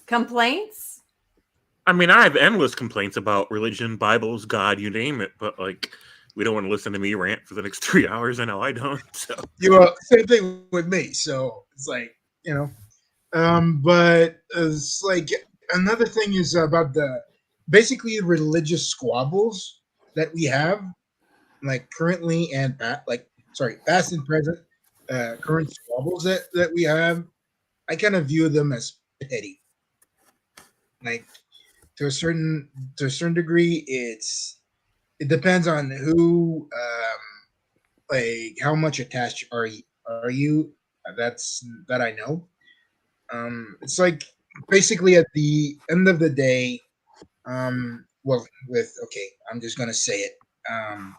Basically, Israel and Palestine people are just basically just doing a pissing contest. And as basically like a third party, I just kind of look at this as of like at one point, are you just basically just kind of clingy enough to um, just keep the cycle going? Pretty much. Who are you asking? I'm just kind of throwing out there that stuff out there for anybody. I'm kind of confused, honestly. Like It's just I'm just kind of you're putting. complaining about religious or nationalistic conflicts, like It's more of a Christians and Muslims, and then there's the Hindus and versus Muslims stuff that's been going on pretty much for past 50 years, pretty much on a track record. But it's just anyway. yeah. So. Okay, well, unless thanks for somebody sharing has your complaint. yeah, unless somebody has some specific questions or comments that they want to address, like I don't feel a need to rant right now. I can pick one I can rant with it, but like well, it's probably a good time for me to end the stream anyway, because I've got a pack for a trip I'm going on tomorrow. So where are you going? But I'll put up B.S. Lewis's complaint. God created the Sabbath, man created the weekend. Yeah, so, we outdid him, didn't we? I guess he preferred God to create the weekend. Yeah. And CJ's complaint is not enough people have liked this stream. Yeah, even I didn't like it until he said that. Then I went back and hit it. Okay, guys. Well, thank you so much for being here. Thanks, Sygart, for coming in and explaining the science to us, and thanks, Chris and James, and yeah. All right. So anybody ever wants to hit me up, I'm on Facebook. I'm easy to find. So yeah, James, I can add links to your stuff here. I put the link to your blog post. But are you doing your YouTube channel? So I am. There's several topics I'm working on. I just haven't released it yet. The really big one that's probably going to take a while is about the culture war I was referencing, because most people, even a lot of atheists, aren't sure exactly what I mean when I reference it, and it's such a big topic. So that's why that one's going to take a long time to finish. But there will be content for my YouTube starting next week, so watch for that. And again, I'm on Facebook. Anybody can message me anytime with anything, even if they're a Christian and want to witness to me or ask me questions. I'm still there. Cool. And yeah, so and also you have your YouTube channel, which is your name. Like it's just under your James Apperson account, right? That's all it is for now. I thought about creating a YouTube an alternate account with a catchy, fun YouTube name, but I can't think of one that hasn't been taken. So we'll see what happens with that. And Miles Davis says, love the stream. I might come on next time. We'd love to have you, Miles. And Miles, I definitely take you up on your offer to have a talk about evolution, especially I have another channel called Examining Evolution. So you're welcome to come on that channel. And that's where I do most of those talks, even though we often get into it here on this channel. But anyway, thanks everybody for being here. Appreciate all of you guys, and hope you have a great weekend. Have a great trip. Thanks, James. Thanks. Bye. Bye.